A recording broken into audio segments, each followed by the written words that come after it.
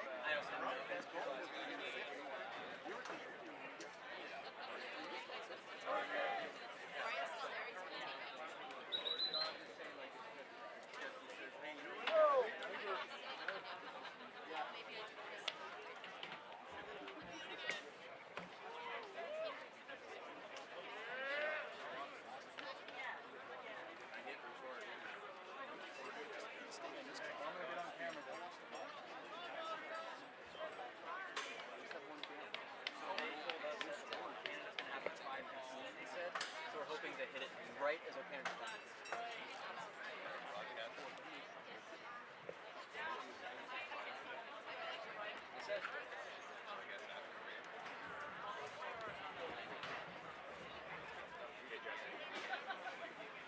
Am I in your way? Just like so, stand where you're gonna stand.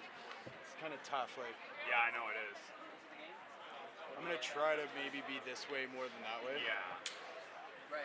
We But have the is that- stream You're up. By okay- the way, you're okay. one, you're up. By the way. Yeah,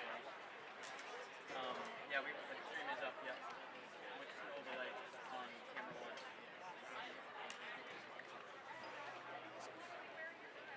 I'll just focus.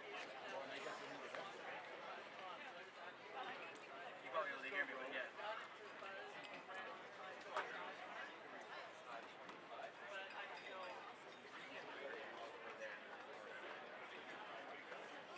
I mean, what do you think it looks like with him wearing the headset on the camera? Does it look more fresh? Yeah, you keep it on. Some noise, right? To me, obviously, it doesn't sound too much. It's too quiet.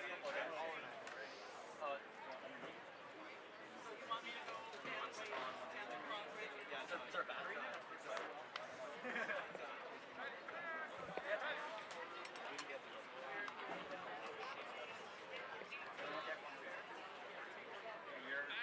Am I in the way of, 106 we should. if I stand, how bad is it?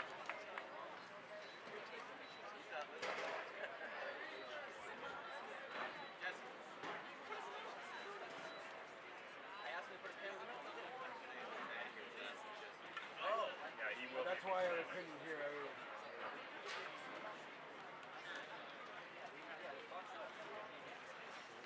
Got 12 minutes left. I don't want to too much time. Give him 5 minutes. Anything happens, go to dinner.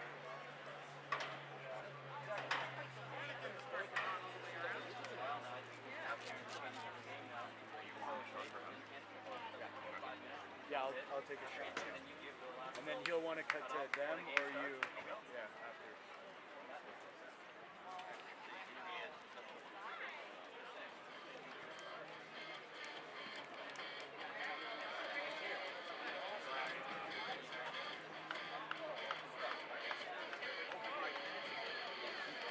Brandon, you could probably get that, whatever's going to happen there.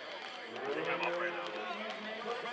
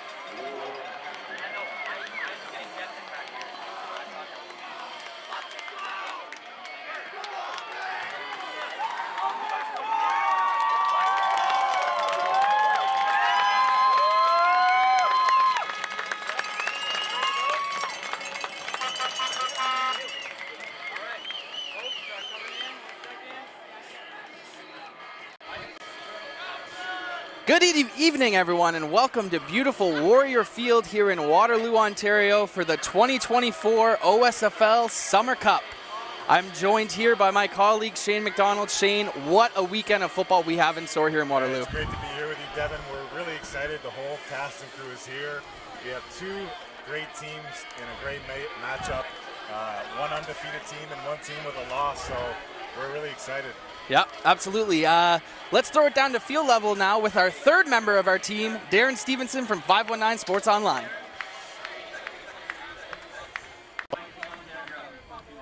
Welcome to Warrior Field, everybody. Opening night here of OSFL Championship Weekend. The Waterloo Warriors, the proud hosts. We have the coin toss that's going on behind us right now. It is the Guelph Junior Griffins against the Brantford Bisons. These two teams met earlier this season at Alumni Stadium in Guelph. It was Brantford who prevailed in that game by a final score of 34-3. Let's talk about a couple of key pieces. First of all, for the Bisons, running back Jack Kelly, number 2, certainly a player to keep an eye on, as well as wide receiver Carter Kellum, Ben Spangenberger will be a quarterback for the Bisons here tonight. They are missing wide receiver Gabriel Hamilton. He's been a star all season long. He will not play in this game tonight. As for the Griffins, Johnny Spoltor is their quarterback. He's number 23, a player to keep an eye on, as well as number 6, the running back, Jack Price. And the defense has been the hallmark of the Junior Griffins here over the past couple of weeks. Number 90, Matthew Henches, as well as number 54, Max Massarolo. Max Massarolo had 5 sacks in the semifinal game last week that helped the Griffins advance to this championship game here at Warrior Field tonight. The Bisons going for an undefeated season. The Griffins looking to pull off the upset. The Griffins have played on this field. They played here in week 1 against the Waterloo Junior Warriors, and the Junior Griffins prevailed that night, beating the Warriors. We'll see what happens tonight. The Junior Griffins hoping to repeat that week 1 performance. The Bisons looking for their second win of the season here over the Griffins to take home the U18 AA OSFL title. That's all from field level right now. Back up to you guys. Devin, Shane. Thank you, Darren. Yeah, we're in store for a really big matchup here. Let's take a quick look more in-depthly here at some of these teams and how their season's unfared. If we can look at the tail of the tape. And, you know, like Shane alluded to, this Brantford team undefeated throughout the regular season.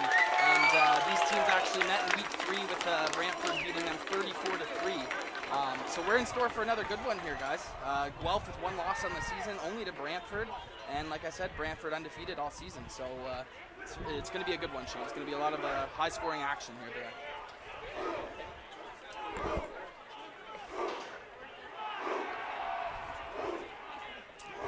Yeah, as alluded to, so you look at the U18 AA Brantford Bisons, undefeated all year, most points in the entire league at U18 AA. A couple of guys to look out for here, Shane. Jack Kelly, the running back, along with his running mate Cruz Korslick. And then you look at the other side with the Guelph Junior Griffins, only lost, like I said, to Brantford in week 4, 34-3. And they played in a lot of close games this year, Shane. A lot of close games, a lot of tight wins. They're battle tested. And a few guys to look out for them. Quarterback Johnny Spoltor, another running back Jack Price, and look out for the D-line on Max Massarello. Yeah, Devin, talking to both coaches pregame, you know, Brantford's offense really goes through their backfield. Expect them today to establish the game on the ground and see their offense run through Kelly and Korslick. Guelph's head coach said, you know what, they don't take a lot from their first loss to Brantford, and they're really going to bounce back today. And we'll be right back after our national anthem.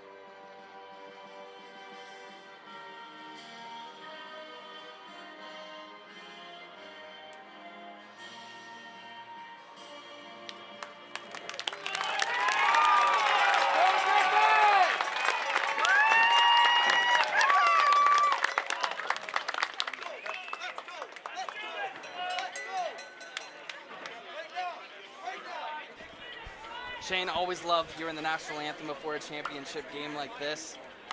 So set the stage for this weekend. This is our first of 12 championship games this weekend, Shane.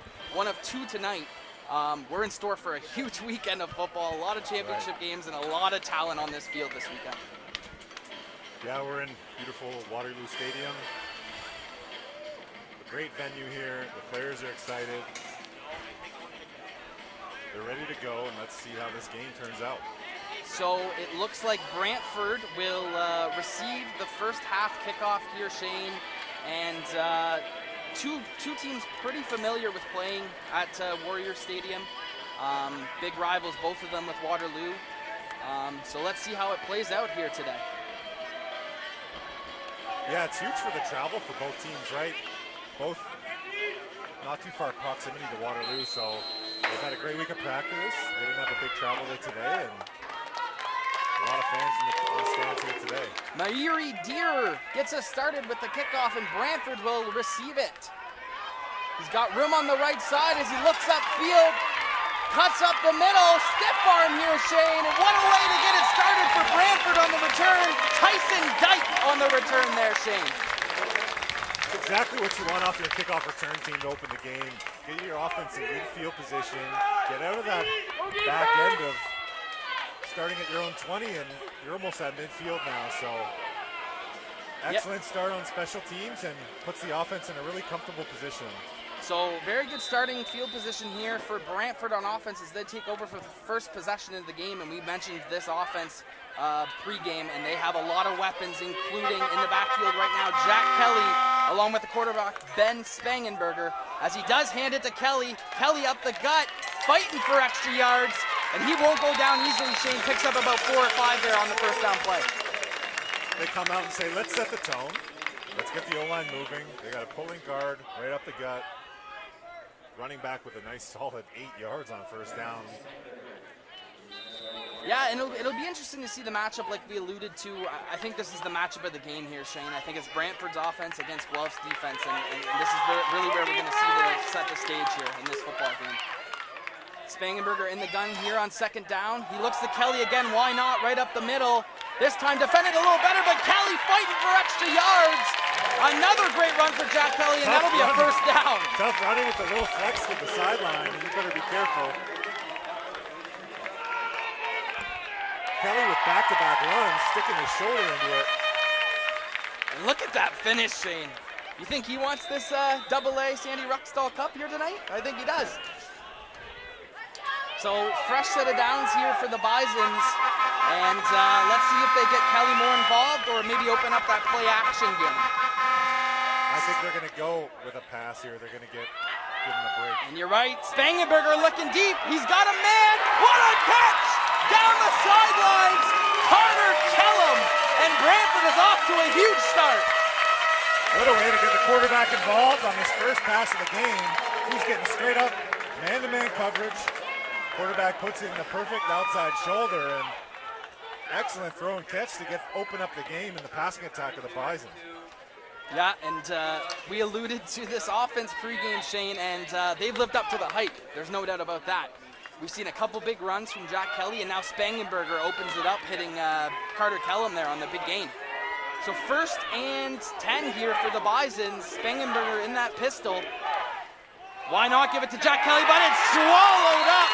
Led by number 90 on that Guelph D-line, Matthew Henkes. What a play in the backfield. That'll get the Guelph some momentum, Shane. Excellent job by Guelph's defense of stepping up on the run on first down.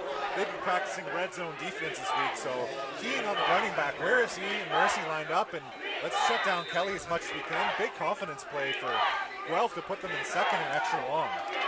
Absolutely, and after 2 big runs to start the drive there, it's good to get some confidence for that D-line.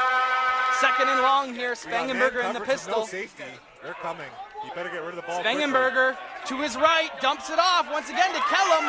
Kellum, a nice stiff arm, and they'll make do with that. So Guelph bending but not breaking here in the red zone so far, Shane. Brantford's offense is going to regroup on the sideline and say, look, like, once we drive the ball into the red zone, we really need to focus and listen to the call so we don't have any mix-up on those last 2 plays, right? Now they're going to be settling for a field goal here.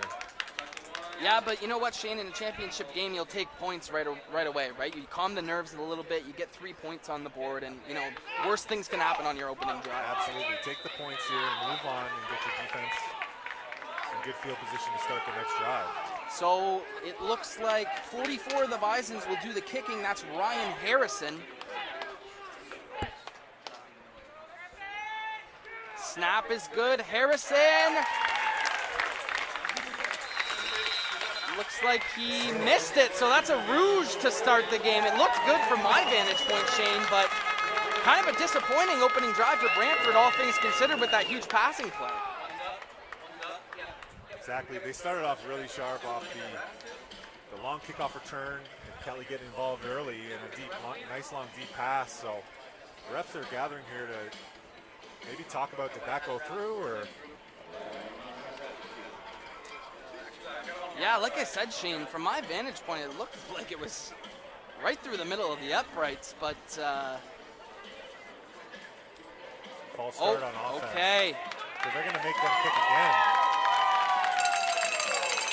Well, or they're going to it looks like Guelph's take the offense. penalty after. Guelph's offense is taking the field here.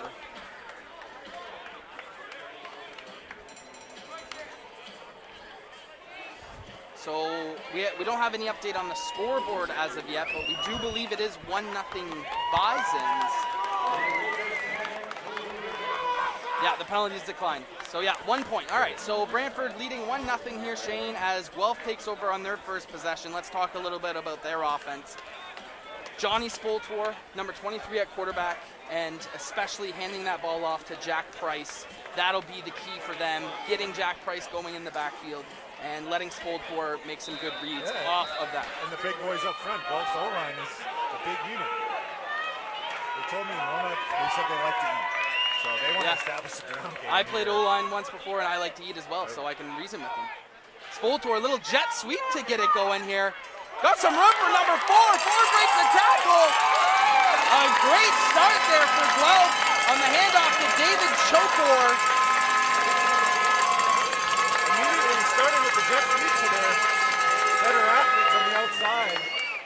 Way to seal the edge by the big boys, and excellent blocking from the receivers. Yeah, those are always key on those plays, Shane? Those jet sweeps. You need receivers that are willing to block there, and what a start on first down for Guelph. So a fresh set of downs here for Guelph as we got Spoltor in the pistol with Jack Price behind him. He gives it to Jack Price. Price has got a little bit of room, a little bit more. Price going down the sidelines, finally tackled. Guelph dominating offense to start this first quarter. 27-yard run by Price. Take a look at the replay here. He cuts it back and finds a crease up the backside sideline by the Brantford bench, and vertical outside run to start the game, vertical run as the second play of the game. Brantford needs to respond here. So another fresh set of downs here for Guelph. As Spoltor looks like a little screen to number 4 here on the outside. He's got room to run. Positive yardage once again as he hits David Chokor. Quick, easy completion for the QB. Get it up to your wideout and a little quick screen, and yeah, and 8 yards on that is excellent execution by Guelph. Another play that just really calm the nerves and get going in a championship game, right, Shane? I mean, as a former quarterback, hitting those screens, it does build confidence. Yeah, as a coach, you always want to set up your quarterback early on the plays that he likes, on the plays that can settle his nerves a little bit, and now it's time to play for Guelph. So second down and short here for Guelph as Spoltor hands it off to Jack Price. Price has got room. And that's enough for a first down. Ball does come out at the end. Let's see what the signal is. I heard an early whistle, Devin. Yes, I did as well. Let's look at this play again here, Shane. Inside run. Linebacker pressure inside. And I don't know, Devin. No, the field, the call on the field will stand, so Guelph will take over on first down here. So the moot point was the fumble, but what an opening possession here for the Junior Griffins. And they're not done yet, so Spoltor takes over here in the pistol once again. And he's got Price behind him. Let's see if they go to Price once again here or look for Chokor on the outside. Another jet sweep, this time it's 86. He makes a man miss, but he's swallowed up pretty quickly there as the jet sweep goes to Beckham Poirier. I'll tell you what about Beckham Poirier, Shane. He made an unbelievable catch seen on 519 Sports Online a couple weeks ago. Was the #1 play of the week for the OSFL, so watch out for big plays from him. They're going to be going downfield with him soon. I think so. In the red zone. We have a passing down here, we believe, so quarterback needs to hang on in the pocket. They need to protect up front and expect a throw to the outside of number 4, I would guess. Yeah, 2nd and 7 here. Spoltor in the shotgun once again. Looks to his left. He's got his man. Breaking a couple tackles on the way. What a catch and run Big tight end gets involved early. Big number 90 playing inside slot back.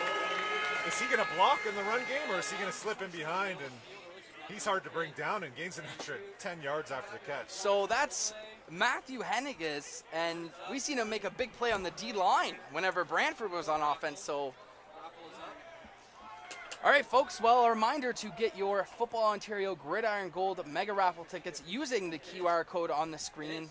I believe the jackpot's around $150,000 right now, Shane, and I'm getting confirmation right now that it's $146,740. So make sure you go on the QR card on the screen right now and get your tickets. 5, 4, 3, 2, back to 2. Who's up? So another first down here for Guelph, Shane, and they're knocking on the doorstep to score a touchdown early in this first quarter. First and goal here, you're thinking maybe 3 downs as a coaching staff to say, look, let's get on the board. Let's get a touchdown in this drive. Yeah, Spoltor in the shotgun once again here. The fresh set of downs. Gives it to Jack Price. Jack Price! Touchdown, Guelph Junior Griffins! Shane, take a look on this replay. Jack Price. Probably too late. There was so much movement from the Guelph O-line. All I saw was a wall of black jerseys, and the white jerseys got swallowed up on that one. Excellent run, 7 yards in. And Shane, look at this. Look how pumped up I believe that is David Chokor is on the sideline. That's a statement drive for Guelph early in this first quarter. Can't ask for more than that on your first drive. Extra point here is good and through. So Shane, we talked a lot about it, and we even alluded to in the pregame. These two teams have played early in week 4, and Brantford won that game in a dominating fashion. Here today, Guelph coming out with nothing to lose and just moving down the field pretty easily on that first drive. Coach Kittle of Guelph just mentioned, hey, look, that was a long time ago. We were a different team back then. We had a lot of players early in the season that weren't familiar with each other. You know, getting a bunch of players in an area to come together and be a perfect team early on is difficult to do. So absolutely, they took that loss, and they feel like they're a different team now. And they aren't intimidated at all by Brantford, as you can see early on. Yeah, and for Brantford, what do you got to do to answer back from a drive like that? You know, you haven't lost a game all season. You beat this team badly early on. What is that? How do you funnel that into something good for your offense? Early on, what I've seen here, Brantford just can't key on their running back to take care of everything for them. And Shane, this looks like a kick through the end zone, so Guelph is going to get another point on the board here. A booming kick there by Guelph. I believe that was Mahir Deary once again. Watch out for the leg on 82 on Guelph. Yeah, we saw him warming up about an hour and a half before the game, and you see kickers out there. He's ready to go. Doing the kickoffs, and now, you know, he's proven that he can do so. So that's special teams is going to be huge in this game also. Right. Although it is 1 point. Hey, if you're Brantford, you say, hey, look, we'll take the ball at the 35 and we'll move on and take the points as they come. So you look at Brantford's offense here. We've seen a lot of Jack Kelly early on. You know, look for number 8, Cruz Korslik, to get involved. He's kind of their change of pace back. He's very quick and elusive. But Spangenberger. Well, we've noticed there was some change up in the number 81 of Brantford. Hamilton's out today. Yeah, Jack Kelly up the gut once again, and positive yardage for about 3 or 4 there, Shane. Yeah, talk a little bit about that, Shane. You were down on the field pregame. A big part of Brantford's offense is number 81, Gabe Hamilton, and him not playing in this game is a huge deal for them. There were whispers about an injury or a forearm injury, and, you know, as a team, you don't want them to be distracted by, you know, a key player's out, and next thing you know, your team is distracted in the locker room. But you really just have to execute your game plan at this point, keep things the same, and there's one less player you have to worry about. Yep. Spangenberger here in empty as he looks over the middle. Spangenberger's not. He's got 84 there for an easy first down. Spangenberger looking good early on to start here as he hits Carter Hogg. Great completion over the middle, quick slant from the slot back on the wide side of the field, and lots of open space to catch that. Great timing and excellent first down. Yeah, and I like what I've seen so far from Ben Spangenberger. I mean, he's not too afraid of the moment as he's throwing it all over the field. It turned out to be a beautiful night here, Shane, for football. It was raining earlier. It turns out to be, you couldn't ask for a better night weather-wise. Spangenberger gives it to, here's Cruz Korslik, Shane. He breaks a tackle. Not much there, but you know, you get 3 to 4 yards on a first down run play, it's always going to move your offense. And especially if you have 2 backs, that's an excellent commodity to have. You know, you can get him involved early. You want to get both running backs involved, and then you end up going with the hot hand later on in the game. But 2 players that you can rely on and get your yards, that's what Brantford, their offense is going through their backfield. Absolutely, yeah. Especially with someone like Gabe Hamilton, his caliber, he's out. You know, you're going to rely a lot more on the backfield with Cruz and Jack Kelly. Spangenberger looking left. He's got a man. Oh, just a little out of reach. Shane, it looked like he had him there. He had a window in the zone and just overthrew it a little bit.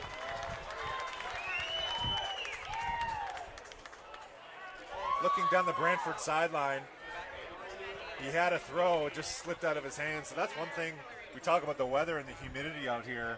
You know, ball security is going to be huge, and that's a huge talking point no matter what the weather is as a coach. But ball may be a little slick, hands are a little sweaty, so especially if you're going to see a lot of the running game, both teams are going to say, hey, running backs, hold it high and tight, keep control of the football, and let's not lose any possessions in this game. So Brantford offensive drive stalls out, and it'll be a punt, but it's a very good one there for Brantford. So Guelph controlling this game early here, Shane, and they've really taken the driver's seat out here.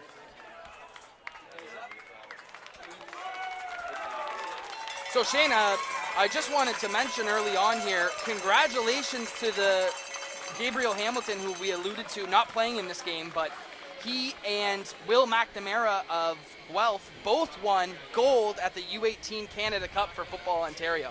Yeah, a huge performance by Football Ontario this summer, defeating Quebec in the Gold Cup final and getting over the hump, so to speak, from Football Ontario standpoint. And excellent job by these players representing and then coming back to their OSFL clubs. And we're going to be seeing a lot of Ontario football players this weekend. Spoltor here on first down, got his man on the screen, breaks the tackle. Well played by Brantford's defense there. I like the idea as the catch goes to Ahmad Jabir. So you see Guelph here early on really stretching the field with their offense, you know, not keeping anything out of the playbook right now. They're playing free and easy, Shane. Yeah, they look comfortable. They look like they're settling into a groove, and just got to be careful. You look up and blink, in the first quarter we're down to 1 minute. So if they're going to sustain long drives like we've been seeing, that the clock will be ticking pretty quickly. So take advantage. Yeah, minute 30 here to go in the first quarter as Spoltor's in the shotgun once again. It's going to be an empty backfield. He fakes the screen, but he doesn't have enough time, and he is sacked on second down by Brantford. So what a play. Guelph lining up in 4 receivers, which should give you an advantage with the amount of space you have. So they tried to pump fake the short, quick screen and go deep over top, and giving up a sack is ultimately here going to be a 2-point play for Brantford if Guelph takes a safety and flips the field. Yeah, and just a great pass rush move there by on the D-line by Adam Victorine of Brantford, and maybe give them a little confidence here early in this first quarter where they've kind of been a little slow to get going here, Shane. Well, it looks like they're kicking. Yeah, a punt here on third down. A pretty short punt, but it's taking a Guelph bounce here. Yeah, no yards penalties are thrown, but it doesn't matter. Because number 5 of Brantford, Tyson Dyke on the punt return, showing off a little. Oh, and you gotta love to see this here, Shane. Watch the magic happen on this play with Tyson Dyke. Good awareness to pick that ball up while the Guelph defenders are inside that 5-yard halo. So Brantford's gonna tack on another 5 yards onto this and be right back in the red zone. Yeah, 40 seconds and change here to go in the first quarter, Shane. Guelph leading 8-1, but Brantford taking over here with very good field position. Let's see if they can get something on the board and tie or even maybe take the lead here. Yeah, Brantford probably feels like they need this drive. They probably feel like they need to get some points on this, especially with the field position. And let's see if they get Kelly back involved at running back. Yeah, and they'll take over on Guelph's side of the 40 here. Yeah, like I said, Shane, whenever you're missing someone like Gabe Hamilton, and you know, Brantford's offense is so electric already. So let's see if they can get something going here. Great field position to start on first down. A man in motion. Spangenberger gives it to Jack Kelly. Kelly paws forward. So early on here, Shane, seems like that up-the-gut run for Kelly is kind of their go-to. It is their go-to, but you take a look at Guelph's defense. They're bringing their safety down for run support, which can help stop the run, but it also can open up a couple creases if Brantford's O-line can move those one-on-one blocks. So yep. Over-pursuing is also something that Guelph needs to stay in their lanes and really be able to tackle well today.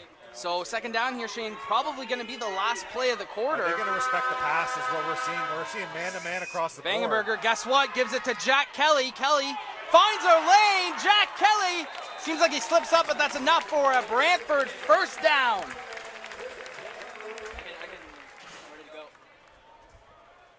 See all eyes on Kelly in the backfield. Pretty decent push, but Kelly just makes it happen. Breaks it outside, so we'll see how long that type of game plan can work for Brantford until they need to go to someone else.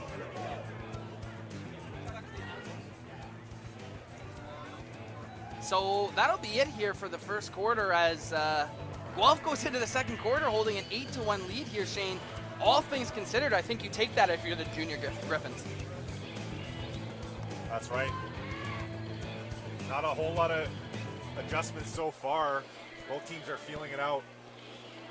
Just a reminder, everyone, to become a Zebra and head to OFLA.ca to run with the herd. Great initiative by Football Ontario to try and recruit new officials in the province, Shane. It's something we've had a problem with for a long time now, recruiting those new officials. But highly encourage you to go checking it out because it's a great initiative by Football Ontario. Yeah, get out there. Learn the position. Yeah, and just another reminder to get your Gridiron Gold Mega Raffle tickets. The winner will be announced here Sunday during our last game, Shane. Scan the QR code on your screen right now and get a chance at winning a lot of money and supporting your local OSFL club. The pot is growing, Devin. We refreshed this on our phone here. And yeah. It's great to see all the different communities supporting this, coming in from all over the place. So proceeds go back to your own club. Absolutely. So here we go. It's Cruz Korslik up the middle this time, trying his hand at the inside run.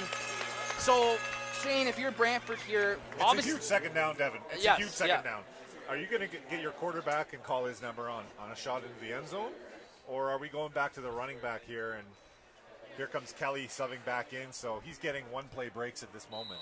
Yeah, it's an interesting dynamic, too, because Brantford's run game is probably their best option on offense, but that Guelph defensive line is very good, Shane. And look how we got low defensive backs everywhere. They don't necessarily respect the pass if they're playing so much man here, so yep. We got man-to-man routes. He's empty backfield here, though. Spangenberger rolling out to his right. He's got a man, but look at the Guelph defense swarm, and that's a loose football, Shane. I think that's incomplete. Guelph knocks it out. Incomplete. Still great defense by the Griffins there, Shane. Yeah, so Spangenberger drops back. He doesn't see anything. Guelph DBs are swarming down to the football and settling for a field goal here is they need the 3 points.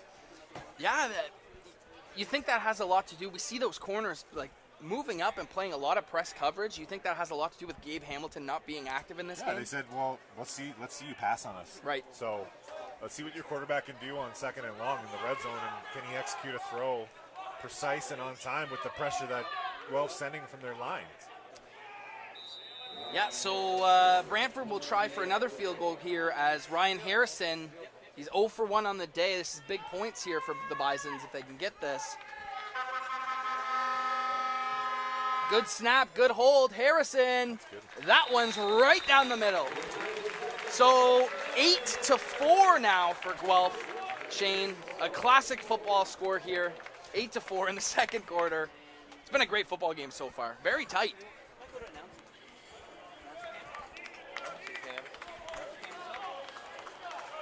Joined here, beautiful Warrior Field in Waterloo, Shane. We're so excited to be here for this event. A lot of football games to call, but I couldn't be more excited to watch it all unfold. So much football. So much, yeah. A whole day of football tomorrow and then a whole day of football Sunday. Yeah. With great matchups. Oh, yeah. Preparing for these games it's been an exciting summer, and now to finally see it all come together, especially with a lot of home games this weekend by the Warrior U16 Yes. matchup later tonight. Yep. Or U14, excuse me. So Yeah, stay tuned for that, as we'll be live for that game as well. And I have a feeling, Shane, that this crowd will be going bonkers for that game. So Guelph takes over here on first down. Spoltor in the shotgun. Looks like a counter play to Jack Price, and that's swallowed up. A great play by Brantford on defense. A nice tackle there by Wesley Montagny. open field tackle by the DB, that feels good to get into the game as a defensive back with a big tackle on the running back. Guelph is running a couple different looks out of their run game. They're trying to mix things up and see what works. Yeah, well, if you're Guelph too, I mean, you don't want to play too conservative with the lead, but if that run game's working, you milk it. You milk it as much as you can. Spoltor on second down, drops back, looking right. He's got a man, overthrows him, and that's a quick drive by Guelph, and they'll be forced to punt. Tough throw that got a little outside of the QB, but he got it outside and away. You'd rather miss it outside in the bench than inside for a play the defender may make. But you got to get that on number 4, the big wideout for Guelph, and they'll be talking on the sidelines, hey, look, man, like next time just get it to me. And then he'll be like, hey, man, I got you. So I don't think Guelph offense is too worried right now, but getting off the field in 2 plays is a little deflating. Well, I tell you what, I'd be pretty worried if I kick it to number 5 here again, as he looks electric on these punt returns. Guelph setting up for the punt here. Brantford looking to get good field position. Goes back to punt. Looks like, almost blocked there. And the punt will be short. He does punt it to number 5, Tyson Dyke. It's picked up by number 4 instead.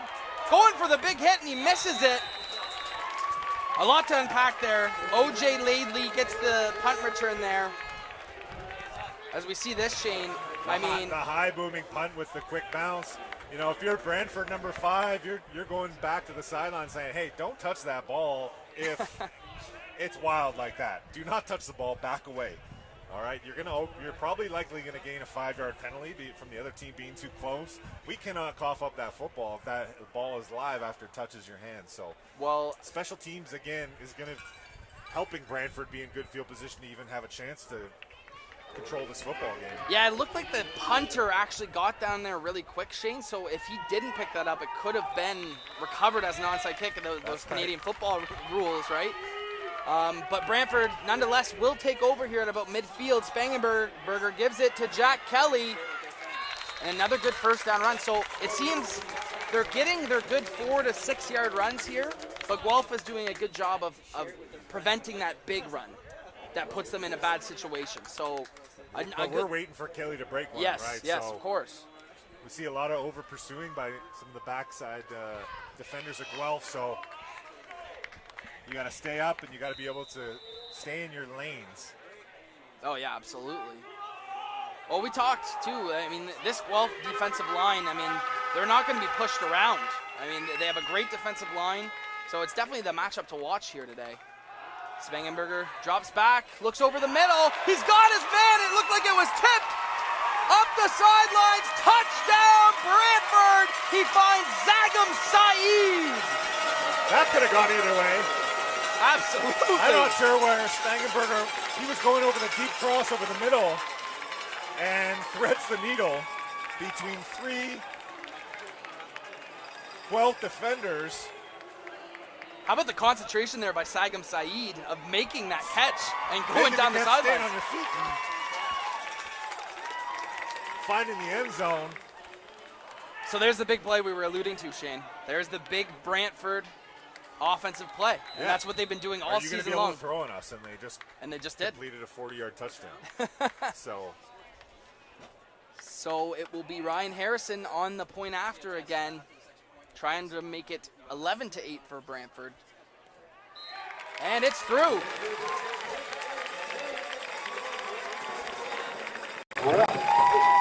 What a huge play that is by Zagam Saeed to give the Brantford Bisons the lead here with 8:19 to go in the second quarter. Guelph has to be super pleased so far with the way things have gone. We talked about their defense off the top of the game. They've been superstars so far, and Jack Price in that first quarter, outstanding. Brantford gets one there, obviously. Zagam Syed, speedy receiver, makes a move, makes a play to give the Bisons the lead. It looks like we got a tight battle here, guys, with 8:19 to go in the second quarter in this U18 AA championship game. Devin, Shane, back to you.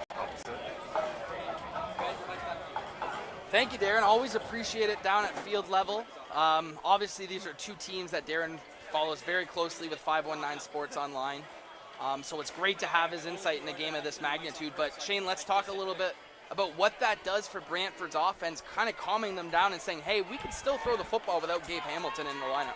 Absolutely. If they're going to play man-to-man on us, let's just execute and see what happens after the play. So Guelph now, are they going to stick to that game plan, or are they going to try to change things up? I think they need to stay with that game plan and take their chances on pass coverage, because Kelly is going to keep chunking away at them 4, 5, 6 yards at a time, and expect a few misdirection plays coming up from Brantford. I can imagine now in the second quarter, you felt things out through the game, and now you can open things up a little bit with a couple different looks. Yeah, and you got to really like the aggressiveness from Guelph, right? Like, they know that, hey, we got nothing to lose. We lost to this team by 30 points last time we played them. Why not go up there and play aggressive and force the action, right? Let's take it into our hands and control it. But great job by Brantford there on the connection, Spangenberger to Zagam Syed. I've seen that connection a lot on 519's recaps, and we see it again here in the championship game. As Ryan Harrison will get ready to kick it off here. 8 minutes and change to go here in this first half here at Warrior Field in Waterloo. 11-8 is the score for Brantford. Harrison booms a kick. Another one goes past the returner here. He picks it up in the end zone, 85, looking for room to go, but there is absolutely nowhere to go. Brantford all over that kickoff. Guelph is going to be starting back on their 3-yard line, Devin, so not a great spot to start out, and excellent coverage by the Bison, excellent kickoff, and you can't ask more from their special teams. So a huge offensive play that results in a touchdown, and now Guelph has to start at their own 4 or 5 yard line. So, what's the play call here, you think, Shane? You think they keep it safe on the ground, or you think they try and air it out? That's the dilemma you have, the confidence in your quarterback and your O-line. I think you're going to be trying to establish on the ground, and your goal is to get outside that 20-yard inside your own end, backed up zone. Yeah, so you can feel the momentum changing here in Warrior Field. The Brantford crowd is going crazy for their Bisons right now. As Spoltor lines up here, it looks like a more crowded backfield as they are backed up into their own territory. Lined up here, in Shane. a little bunch here to give them a different run look. Yep.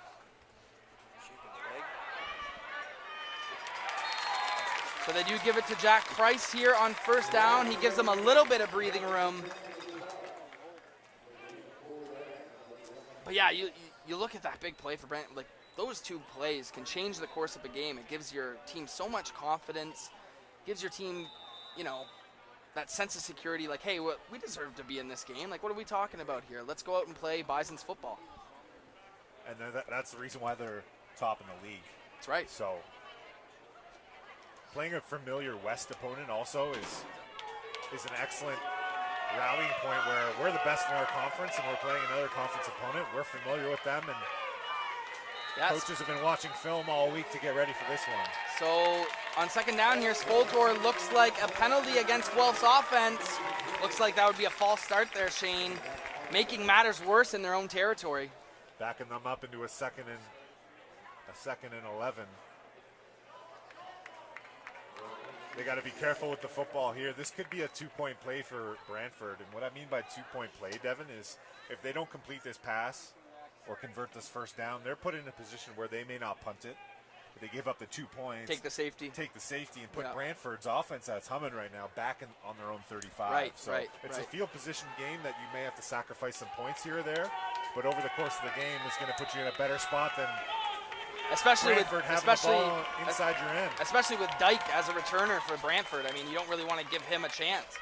Spoltor looks over the middle, Throws it lofts one into up. triple coverage. Dangerous spot. Lucky that wasn't picked off there, Shane. You got to check that ball down to your outside receiver. You cannot force that ball when you're backed up on your own goal line like that. Great job by Brantford's defense to shut that one down. And let's see if it's going to be a 2-point play for the Bison or Guelph kicking this football out of their own end zone. No, I think you're right, Shane. I think the only option really is to take the safety. I mean, you don't want to kick it short here and let Dyke return it on a touchdown just like that. But we'll see what they do here as the punter is once again Ahmad Jabber.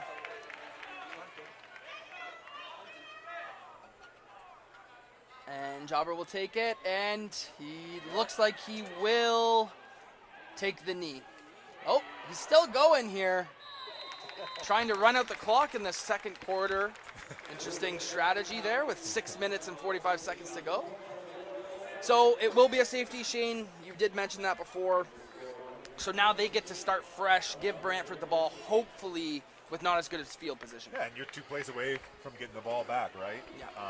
2 plays and a punt away, so good time to regroup. Guelph only down 5 now in the second quarter. This is a tight, close matchup, and yeah, 13-8 for Brantford here with 6 minutes and 45 seconds to go in this first half. Great ball game to start off OSFL Summer Cup weekend here in Waterloo, Shane. I mean, you can't ask for more. 2 teams, 2 West opponents football, going at baby. it. It's football. Yep. So we'll see if Brantford can capitalize on the momentum they gained last drive with Spangenberger in the pistol. Looking over the middle, and he's got his man once again. He finds Carter Hogg over the middle. Seems to be his favorite target early in this game, Shane. Take a look here at the replay. He loves throwing that ball over the middle, and he's got a lot of confidence finding his receivers on those deep in-breaking routes.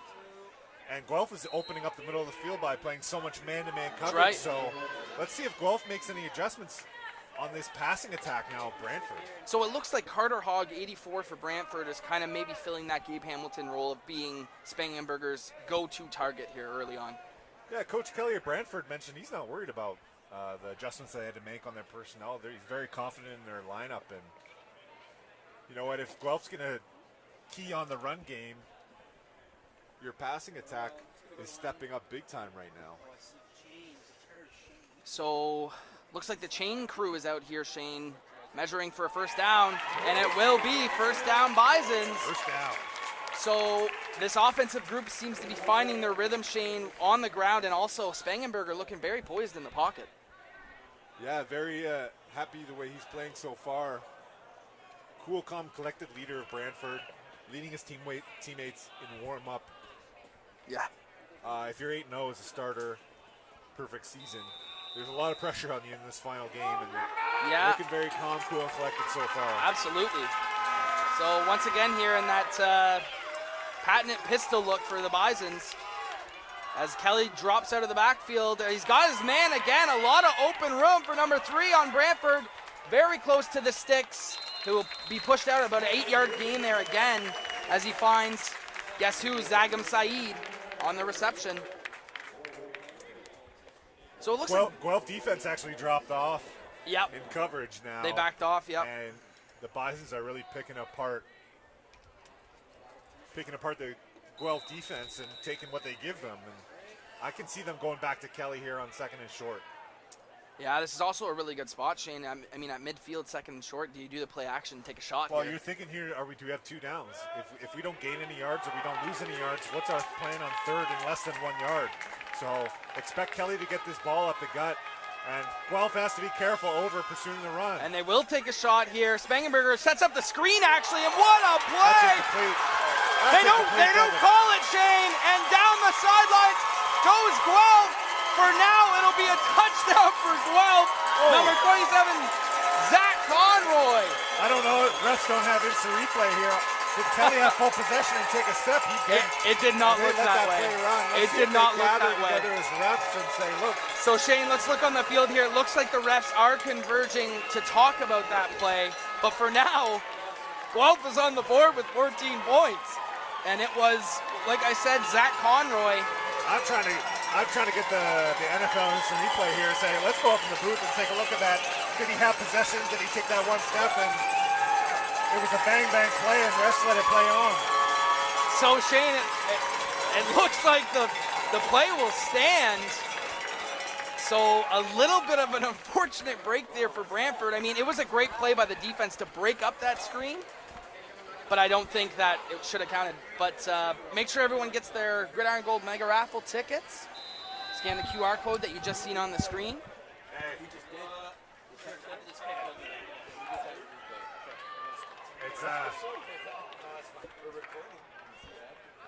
So extra point here for Guelph, and it goes right through, so it'll be 15-13 is the score for Guelph.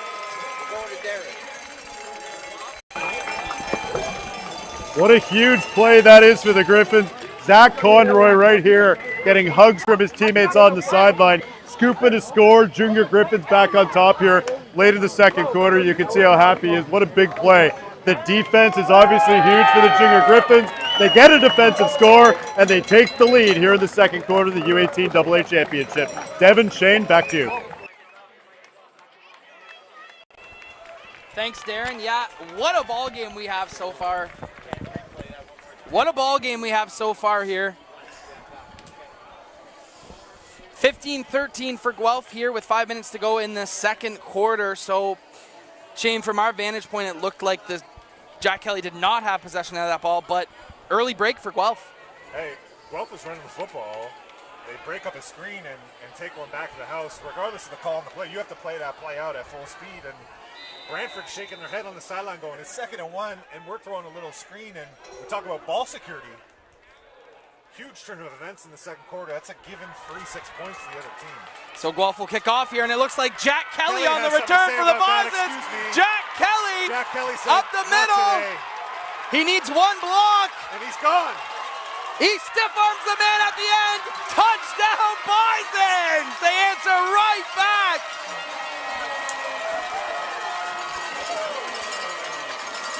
Kelly said, I'm a little upset about that call, Devin. Yeah. I'm taking that one back. No one can stop me. Yeah. Wow. No whistles, no flags.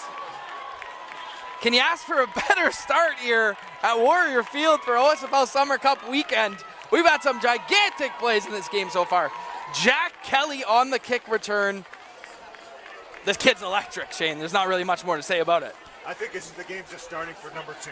Yeah. We've been talking about him all game, pre-game, keys to the game, and that was a statement play. And bring your team back to life after a controversial screen play on 2nd and short and giving up a touchdown to Guelph's defense. Guelph's sideline is crickets right now. And the extra point is up and through.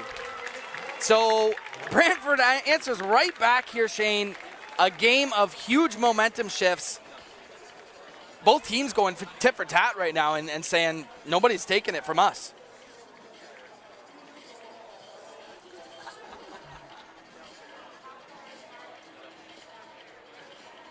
So if you're Guelph, after that huge kick return, it's important to establish a drive and not let that be the end of your momentum that you just gained on that fumble recovery touchdown. Yeah, and if you're the Brantford kickoff team here, the way the kicker's been kicking this ball over the heads of the returners, hey, yeah. Let's pin them back deep and set the tone here once again. But it's hot out. These players on special teams here, they've got to catch their breath. If they're playing kickoff return one play and kickoff the next.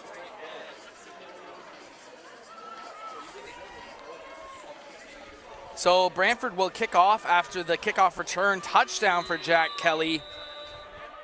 Once again, doing the kicking for the Bisons is Ryan Harrison. Another big boot, but returnable here for 85 of Guelph as he looks up the right sideline, but there's nowhere to go as Caden Butt gets swallowed up quick by Brantford. So Guelph's offense takes the field here with 5 minutes on the dot to go here in this first half. What do you look for here, Shane? You look to get Jack Price more involved, maybe the screen game if you're Guelph. Yeah, and you need to get your quarterback back on the easy completion. You know, your last completion is like over 10 minutes of real time ago. Yep. You know, your last throw you had was out of bounds, and we got to get some momentum back. Just a reminder to go to OFOA.ca to become a zebra and run with the herd. First down here for the junior Griffins. Spoltor in the pistol. Man in motion, gives it to Jack Price. Price got some room on this right side. Looks like a high tackle. And Tyson Dyke finishes him off. A good first down play there for the Griffs. Big first down. O-line of Guelph said, we're going to move you. We're going to get this ball to our running back and create some lanes. And Brantford got pushed backwards on that play. And 11-yard gain by the back. Great way to get out of your end, which you haven't been able to do in this quarter. Yeah, you alluded to it pregame, Shane. This O-line wants to move people in the run game and open up those holes for Jack Price. And so far this game, they've been doing a good job of it. So a fresh set of downs here for Guelph. I can picture they're going to try to get him a quick completion here. Yeah, Spoltor in the pistol, drops back, looks left. Like you said, Shane, got a man. Upfield goes Guelph, breaks the tackle, spins out of it. 13. What a play. The completion goes to Ben Young. Yeah, talk about the quarterback who's getting easy completion against zone. His wide side receiver on a little sit right on the outside, and it becomes an open field tackle game at that point, and you love throwing a little 5-yard pass that takes it for 25. That's excellent work and spacing by the Guelph Griffins. Yeah, dangerous player with the ball in his hands after the reception, as Guelph gets another fresh set of downs here, and they're at about midfield. Spoltor, this time he does give it to Price. Price is met, but he shakes it off, and a good job of staying with him by Griffin McIntyre, the linebacker of the Bisons. Excellent job by the back, just after that first point of contact and getting that extra yard or two is really helping out their offense. Brantford's going to say, hey, look, we got to make that tackle in the backfield, put them in a long situation, but let's wrap him up. Let's secure the tackle, and if he's going to fall forward, it's going to be a long game for the front of Brantford. Yeah, 20-15 to go here with just under 3 minutes to play in the first half, as Guelph will try and complete this second down in about 6. Setting up the screen here once again. Number 4's got it, makes a man miss, and that'll be good enough for a first down from David Choker. Another great play here by David Shakur, Shane, on the screen. Quick screens, get the ball out quickly to our big athletes, and great blocking by big number 90, our tight end, is back in the mix, and they're moving the ball really well. I would stick to this game plan of the short, quick throws to the outside and keeping your running back involved. It looks like David Chokur, number 4 of Guelph, will be their rack guy. They get him the ball on these screens, on these short completions, and they let him do the rest.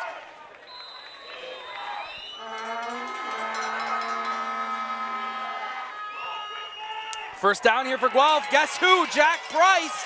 Price has got room. Another great run from Jack Price. Your Guelph's offense, stay calm, keep pushing the pile, keep handing the ball off. Look at this movement here from the line. You see white jerseys getting swallowed up, and we hit the cutback lane, and we're in great position for that extra second, third level run down the field. Yeah, you mentioned Guelph's O-line, Shane. It looks like they're pretty much doing whatever they want up front right now. And when your O-line sets the tone like that, it opens up your offense a lot. Absolutely. We haven't seen a lot of play action. They're probably setting that up for the right timing here, but stay in control of the game here with your back and your O-line. Yeah, and guess who? Jack Price once again staying ahead of the downs here. Another 5-yard run by Jack Price. So, Shane, as a former quarterback and me as a former offensive lineman, the cohesiveness of that running back and offensive line duo, you kind of want to keep feeding that hot hand. Yeah, you feel it, right? You feel confidence in your matchups up front. Brantford hasn't shown a lot of different looks from the defensive perspective, so you're going to get the same 40 linemen every play until they're able to mix things up, and I think they're calling timeout here to give their defense looks like a timeout from the Bisons, and we'll take a short break.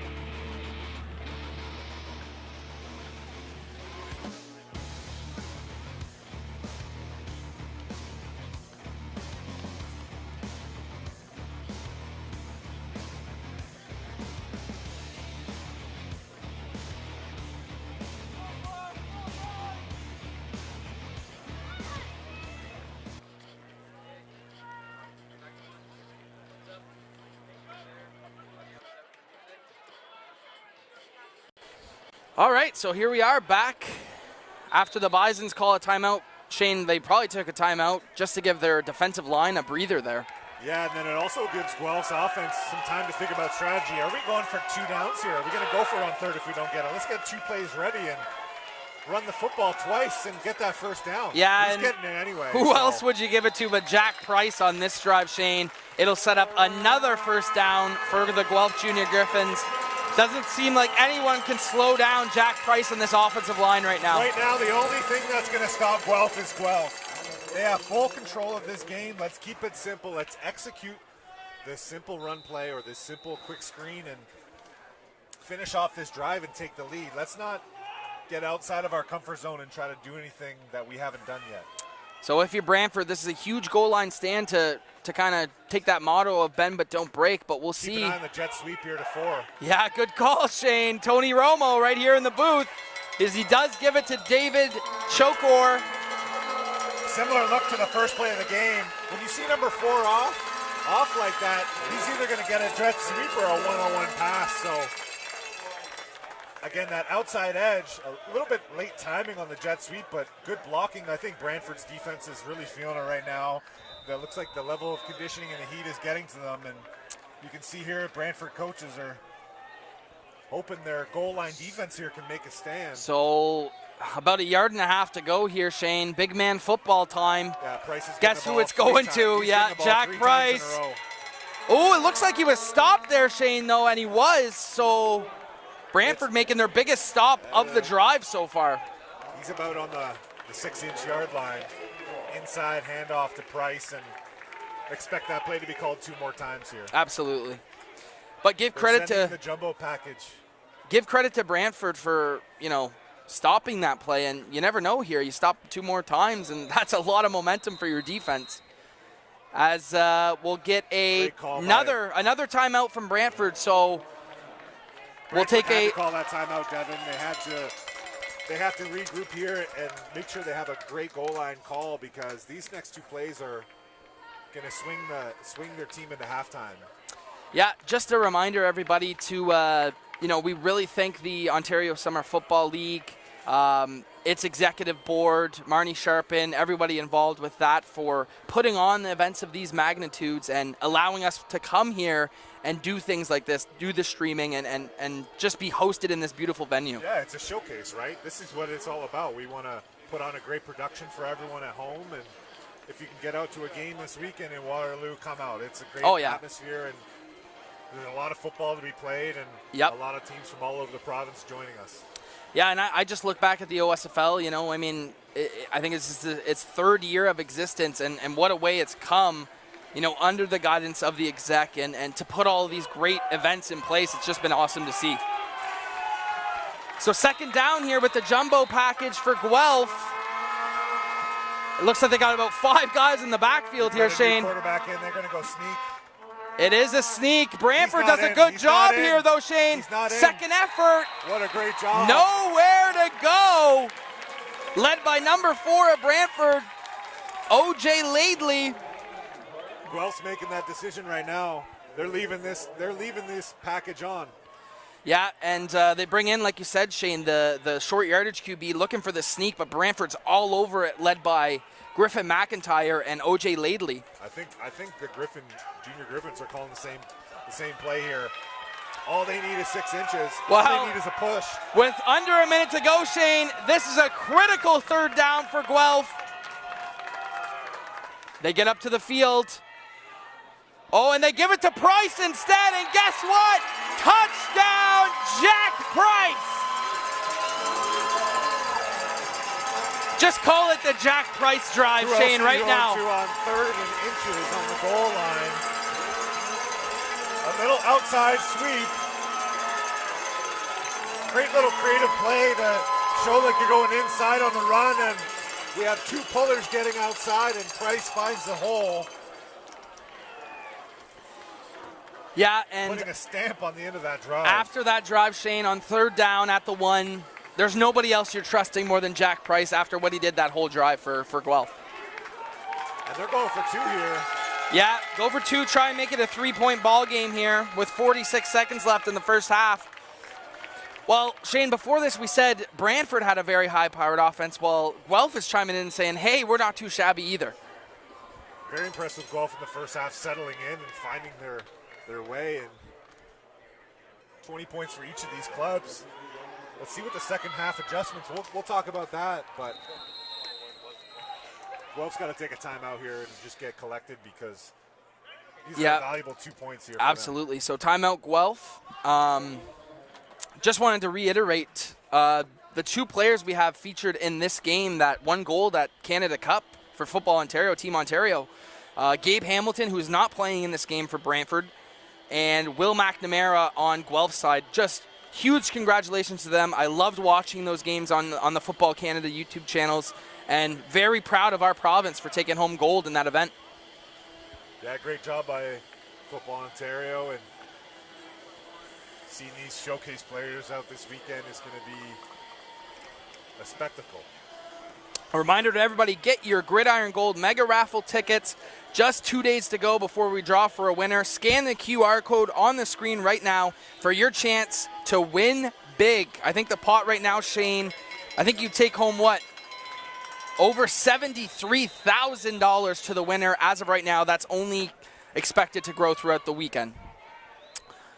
All right, Shane, big 2-point play here for Guelph as we got Spoltor in the pistol with guess who, Jack Price behind him. Let's see what they go with. Coverage. And the man, little pick play, but it's no good. And Laundry all over the field, Shane.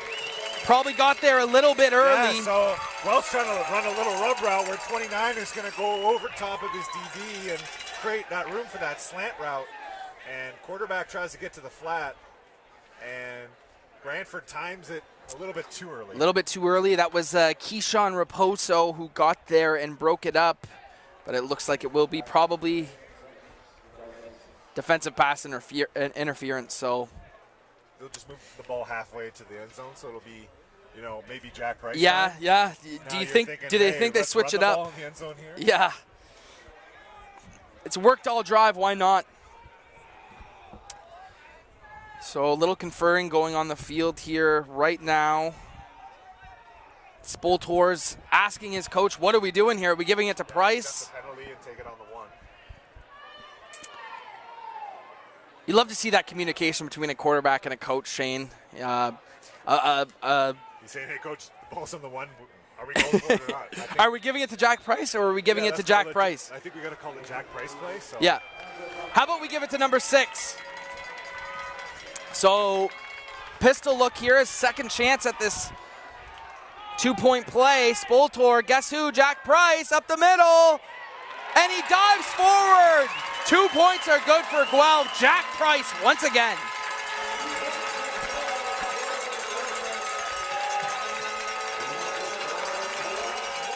Great push by the O-line of Guelph, squeezing everything inside, and all he needed was 1 yard, so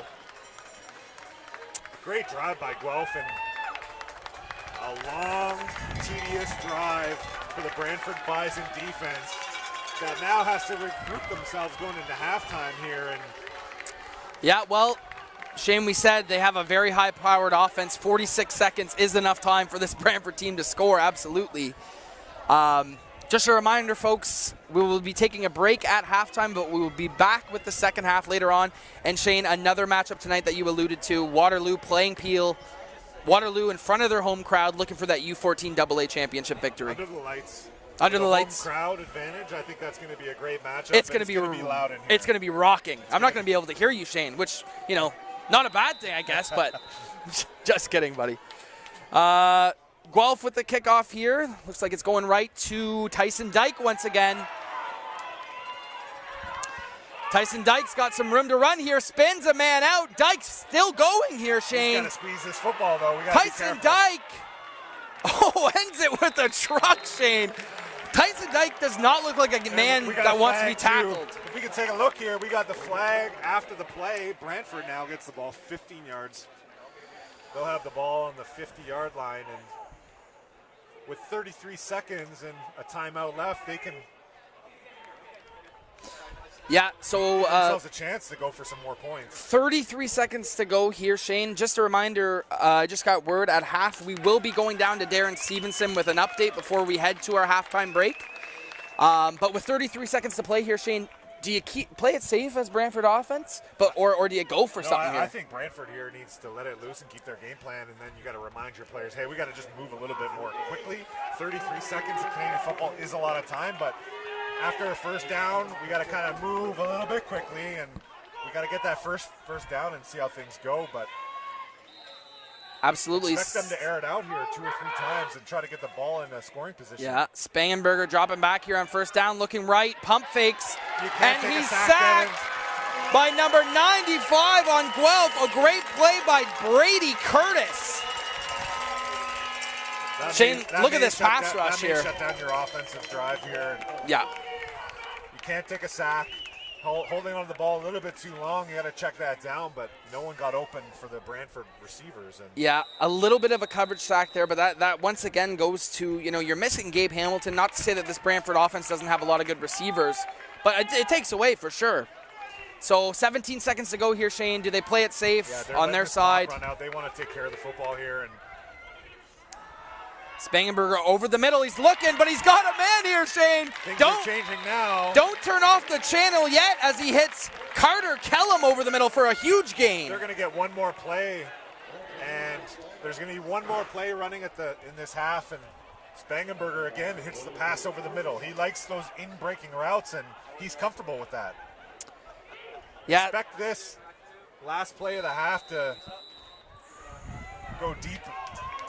This will be the last play, Shane. What do you like here? A little Hail Mary? Yeah, you practice Hail Mary all week. You got to give yourself a chance.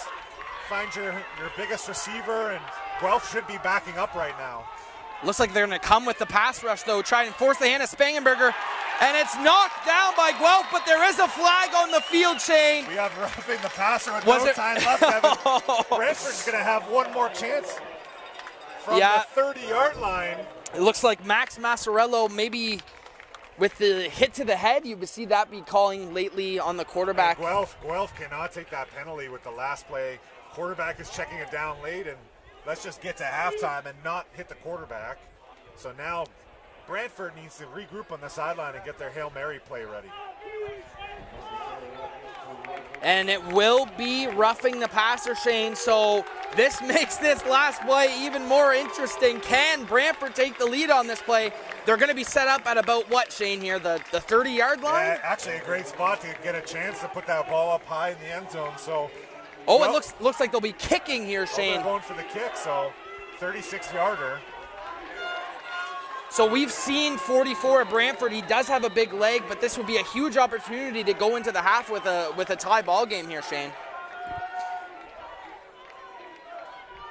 Ryan Harrison will be the kicker. It's a pretty decently long field goal here. Harrison and his block. Live ball here, Shane. Oh, the kicker. Oh, he falls on it. He falls on it. All right, we go into halftime. So take a deep breath. Halftime here at Warrior Field. As we look here, Shane, Harrison goes to kick, and Guelph's all over it for the block.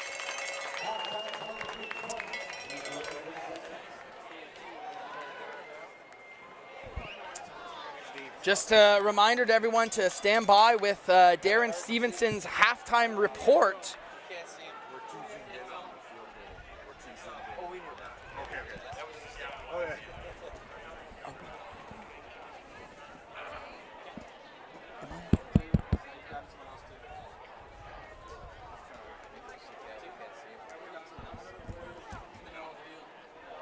All right, so we're joined down on the field here in just a few moments with Darren Stevenson from 519 Sports with a halftime interview.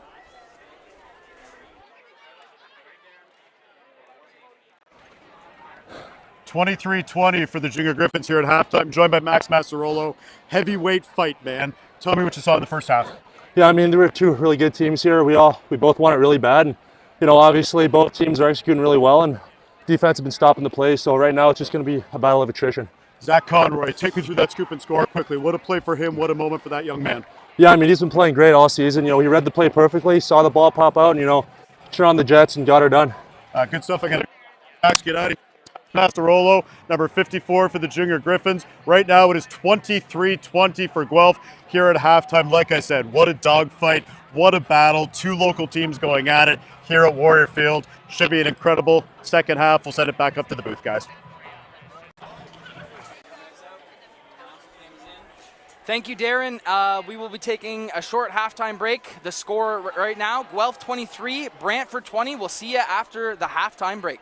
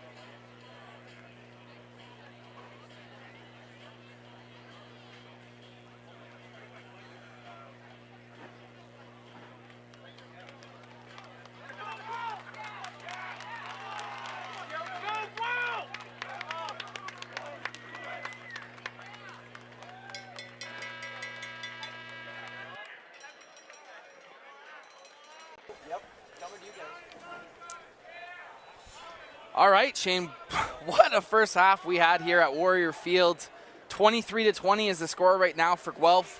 What do you think of that first half?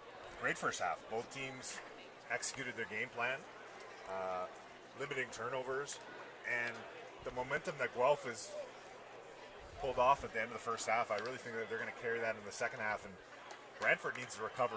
Their D-line needs to recover, and they need to find some water on the sideline at halftime here to be able to step up and dominate the line like they did in the first quarter. Yeah, absolutely. And, like we said, before the game started, I mean, this Brantford offense was, electric, first in the league in points for, but Guelph coming out and saying, you know what, we could put up some points too, putting up 23 in that first half. Yeah, not intimidated at all. So they're going to carry that in the second half, and let's see what adjustments both teams make. We'll keep an eye on that and see, are they just going to go to Price in the backfield, or are they going to go to Kelly for Brantford? And the lights are coming on here at Warrior Field. You're joined here on TYSN with Devin Gilmore-McNeil and Shane McDonald.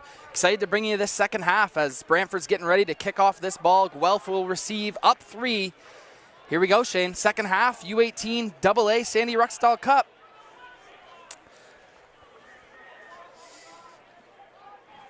Once again, it will be Ryan Harrison doing the kicking for Brantford. We've seen his field goal attempt blocked, and it'll be an onside kick here. Oh, great catch there by Guelph, ready for it. Jeffrey Sanchez on the recovery. Brantford coming out 2009 Super Bowl New Orleans Saints move here. Yep.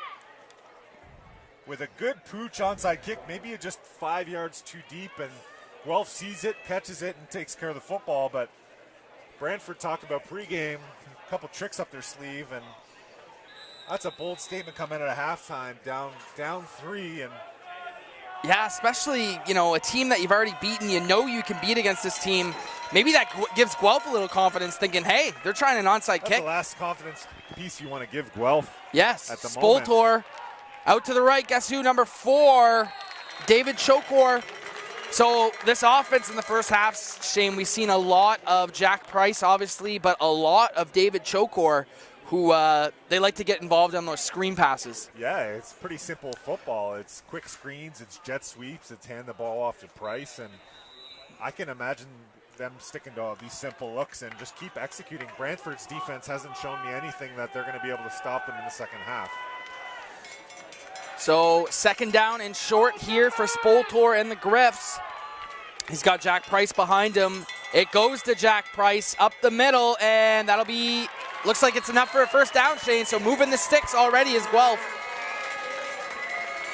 Look at this, Shane. Look at the huge crowd we got here at Warrior Field right now. We'll have the teams coming in for the next game, trickling in, and we're going to have a great Friday Night Lights game after this, but the finish to this game is going to be exciting. Yeah, Shane, the stands are packed here, but thankfully we got the best seats in the house, so we're ready to go. Yeah, it's cooled down a little bit. Yeah. Nice, beautiful summer night, and it's football weather. Absolutely. First down here, midfield. Here comes the jet sweep again. Yep, you called it, David Chokor. Trying to get to the outside, and he does. Cuts it up, back up the middle. And just another excellent job of executing that jet sweep here, Shane. Brantford's defense has to see this coming. Number 4 is in motion. He's getting the jet sweep. There's not a lot of reaction from the Brantford defensive end to set the edge and shut down this outside run. Brantford, once again, not showing a lot of juice on defense. They need to come up with a different look. Someone needs to step up and make a play for the Bison defense on white. Yeah, so it seems like a lot of the times it's a halfback dive or a jet sweep, and Brantford just can't handle it. Here it is, halfback dive, Jack Price, but he cuts it outside. Oh, and a good tackle there just by the thread of the jersey by Brantford's Adam Victorine. See here, Shane, right? I mean, it's just halfback dives to Jack Price, but, finally get a stop there. Yeah, they bring that inside. Number 90 is fullback, tight end, inside receivers helping with the run game. And so third down here, Shane. Third down and short. And Brantford, a whistle. A little unsettled on defense. They need to gather themselves here to make a third down stop. And that's a critical timeout here, Shane, taken by Brantford.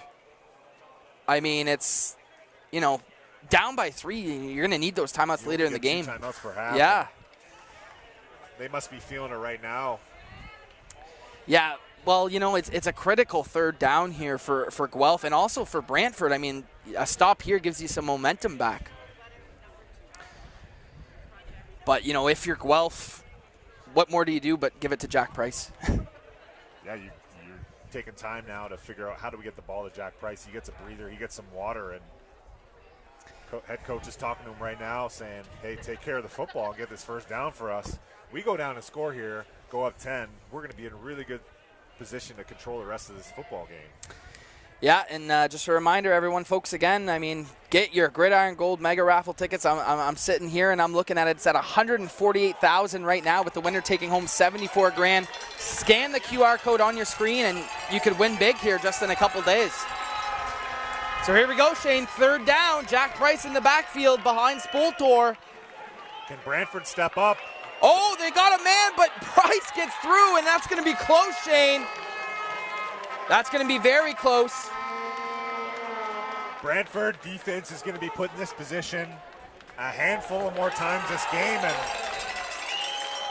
they can't seem to make the tackle in the backfield no matter what the look they give. Price slipping through 3-4 broken tackles and getting them a 1st down. Brantford defense is trying to figure out what they can do. Yeah, and Shane, on that play, looks like we have an injured Guelph Junior Griffin. We will take a quick break and be right back.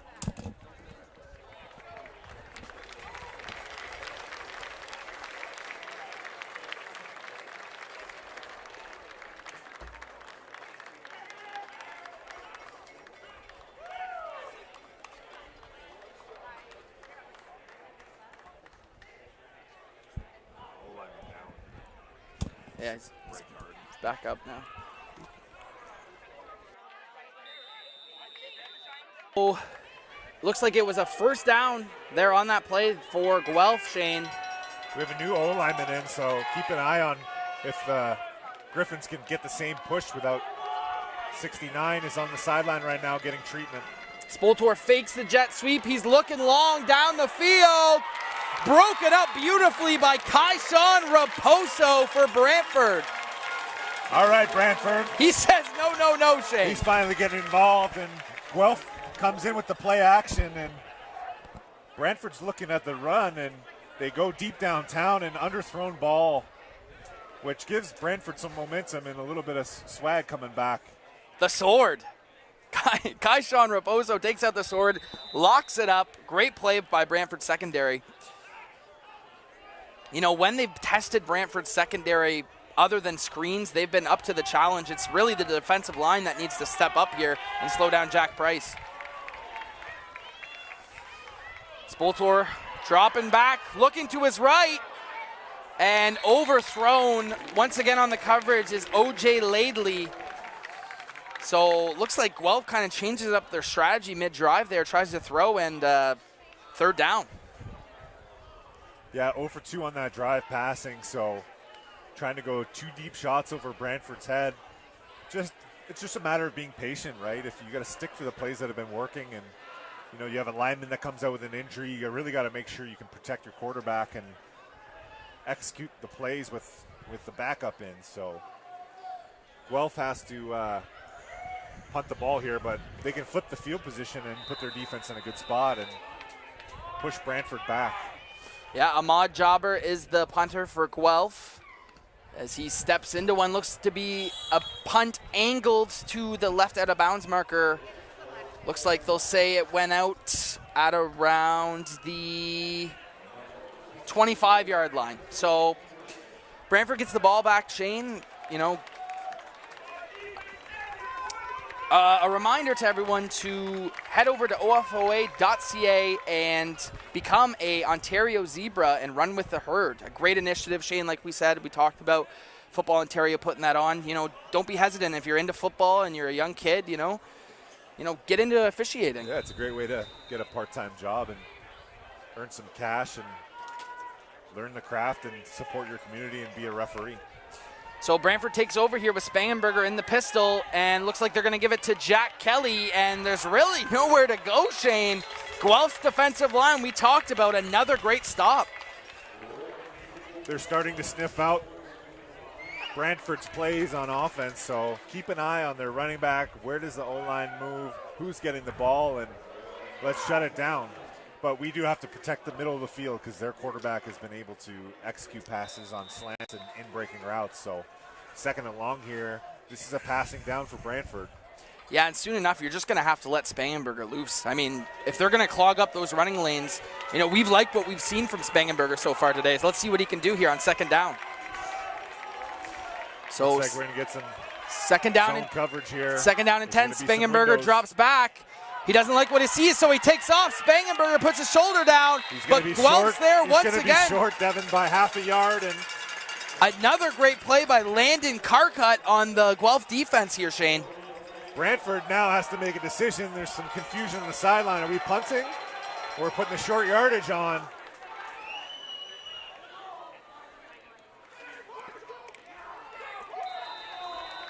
We have a short yardage situation. Here we go, Shane, in their own territory. Third down. Spangenberger under the gun. Oh, he gives it up the middle, fighting forward. He breaks free. Brantford first down. The old I formation. Sam Cavan gets the first down. Quarterback under center, and we have to squeeze everyone inside, push him down, stay low, and they couldn't squeeze the fullback in the backfield. Keeps his legs trucking. Yeah. Extra 8 yards is tremendous effort, and Brantford finally gets some momentum. A huge third down conversion. If they don't convert that, Guelph is taking over the rest of this game. Yeah, that's, you really can't put into words how big that was for Brantford, and I mean, the coaches were not scared to go for it in their own territory. Speaks to volumes to their offense. Spangenberger, play action here, Shane. Look at deep, he's got a man wide open. Brantford, huge play. Huge setup by Spangenberger. He finds Carter Hogg once again here, Shane. Flash the ball to Korslick in the backfield. Pull up all those DBs and linebackers. Brantford had a receiver running straight down the middle of the field, and way to finish by number 15 at DB to save the touchdown. Once again, Shane, it's Carter Hogg on the reception. Seems like Spangenberger's favorite target here in this championship game. 5 minutes and change to go here in the third quarter. Still 23-20 Guelph, but Brantford is driving here, and a lot of it to do with Spangenberger's arm, like we talked about. Great job to get out of your own end and drive the ball down the field. Let's keep up the good momentum here. Jet sweep now, saying, Guelph, we can do it better. And a good first down pickup as he finds Carter Kellum there, Shane. So if you're Spangenberger, seems like Brantford has a lot of offensive weapons even without Gabriel Hamilton. You know, if you're the offensive coordinator, let's let Spangenberger loose here and find these weapons, get them involved. Absolutely. We see the running back, Kelly, coming back in, so key on him in the backfield. He's fresh and has fresh legs. After that kick return, I'd like to get him the ball back as soon as possible. Second down and short, and they do. They give it to Jack Kelly. Tough yards, and that looks like it'll be enough for a first down for Brantford. Knees are pumping, getting that first down. He will not be stopped on short distances. And it will be enough for a first down, Shane. So Brantford's offense is moving here late in this third quarter. So you're on the 19-yard line. You got to be careful with the football. We got to execute. And be very sure with your decision-making down in the red zone. Yeah, I would trust Ben Spangenberger's decision-making here. In the pistol, he's got Kelly behind him. Drops back, looks left, and a great job knocking that pass down. We'll have to see the number here. That defensive line, Shane, we talked about it. Let's see here who made that play. Get your hands up in the passing lanes if you can't get to the quarterback. Have an eye. He loves that slant over the middle, and great job by Guelph's D-line to take away a pass over the middle. And it looks like that was Max Massarello, who Darren had a chat with at halftime. So great play there by the defensive line, and specifically Max Massarello of Guelph. Huge second down here, Shane. They're dropping back. Drops back, looks over the middle. He's got a man. And right at the sticks. He got it. He got it, Devin. It's going to be first and goal from the 7-yard line. Zagam Saeed once again here, Shane. The middle of the field is wide open when they're playing man-to-man like this and bringing the linebackers down in pressure. Middle linebacker comes in to take the running back and opens up that slant over the middle and gives them a chance now from the 7-yard line with a fresh set of downs. Yeah, first down here right at the sticks, and looks like it's going to be power football here, Shane. They're not going to play around. Jack Kelly here deep in the backfield. They give it to the fullback, though, and it's swallowed up quick by this Guelph defensive line. I think the fullback dive is being crossed out now on the play sheet. Yeah, maybe a little too cute there. Hey, trying to keep it low, trying to keep the ball on the ground, but you're 7 yards out from the end zone. You're not going to be able to squeak that one in. So at this point, you got to get the ball to Kelly on all of your handoff downs. Yeah, well, we seen earlier in this drive, though, Shane, that fullback is the one who kept the drive going, breaking those tackles to convert on third down. So I don't hate the approach, but you got to believe this one's going to Jack Kelly here on second down. I think you got to believe that they're going to kick a field goal here to tie up the game if they don't convert this second down. He's got the edge. Jack He's Kelly, he does have the edge. Wide open. A great block there by Brantford. Touchdown, Jack Kelly. He saw green grass. He saw the Warrior end zone. He said, I'm taking this outside. Guelph just gets swallowed up on the inside, and too much green grass for an athlete like that not to get in. Yeah, you called it, Shane. Before the ball was even in Jack Kelly's hands, you said he's in. I mean, he had the edge the whole way there. But a really nice block there by the Brantford receiver outside. Brantford takes the lead here. What a drive. Yeah, and both coaches have to be talking to their team. We can't get too high. We can't get too low. We were coming at a halftime thinking Guelph was going to run away with this game. But you get a big third down stop. You flip the field position. Brantford comes out and has a huge drive down the field. And Brantford's got confidence back. And also, Devin, huge point to give their defense a break. Absolutely. And, you got to go back. This all stemmed from Guelph, for some reason, turning to passes on first and second down when the run game has been so dominant. Brantford gets off the field, and you see that drive, and now they have the lead. Yeah, time for Guelph's offense to regroup on the sideline and get back to what they're doing. Those little hitches to number 4 at wideout. Okay, getting the ball back to Jack Price, the vertical run game. They're going to be in great shape to come back, and it's a tight one. This is going to be a great fourth quarter. Once again, it's Ryan Harrison kicking the extra points for Brantford. Oh, false start on the left side of that line here, Shane. So, yeah, back him up a little bit. He has a strong leg, though, so still manageable for Brantford. He got his last kick blocked right before halftime. That's right. So yep. Brantford special teams here need to step inside and really protect their kicker, and we need this extra point here to go up. We need to go up more than a field goal here. Yeah, Shannon, let's go back to this right now. I mean, what a game we have here to open up OSFL Championship weekend here in Waterloo. Two teams that met in week 4 with Brantford winning convincingly, but that's not the story here today. What a way to set the tone for the weekend. A Western Conference matchup in the finals. Love to see it. And a tight fourth quarter. And bad snap, but the holder takes care of it really easily. And that will be through. So, Shane, 27-23 is your score here with just under 2 minutes to play in this third quarter. Guelph's going to get the ball back. What do you look to see from that offense to get things rolling again? They just need a first down. Pretty simple. Yeah. They need a first down. They need to get some momentum back and confidence back in their offense and protect the football. Yeah, and you got to watch out for that running game once again. I mean, they went away from it last drive, and it cost them. Don't be afraid to give it to number 6 and let that offensive line do what they do. If I'm Brantford here, I'm not kicking to number 6. They need to adjust their kickoff coverage to kick it to number 4, but it looks like 6 is going to return it here. A reminder, get your Gridiron Gold Mega Raffle tickets using the QR code that you're seeing on your screen right now. Believe the pot is around 150,000, and it's only going to continue to grow into Sunday, where we'll announce our winner live during the last game of the Summer Cup. Harrison for the kickoff on the Bisons.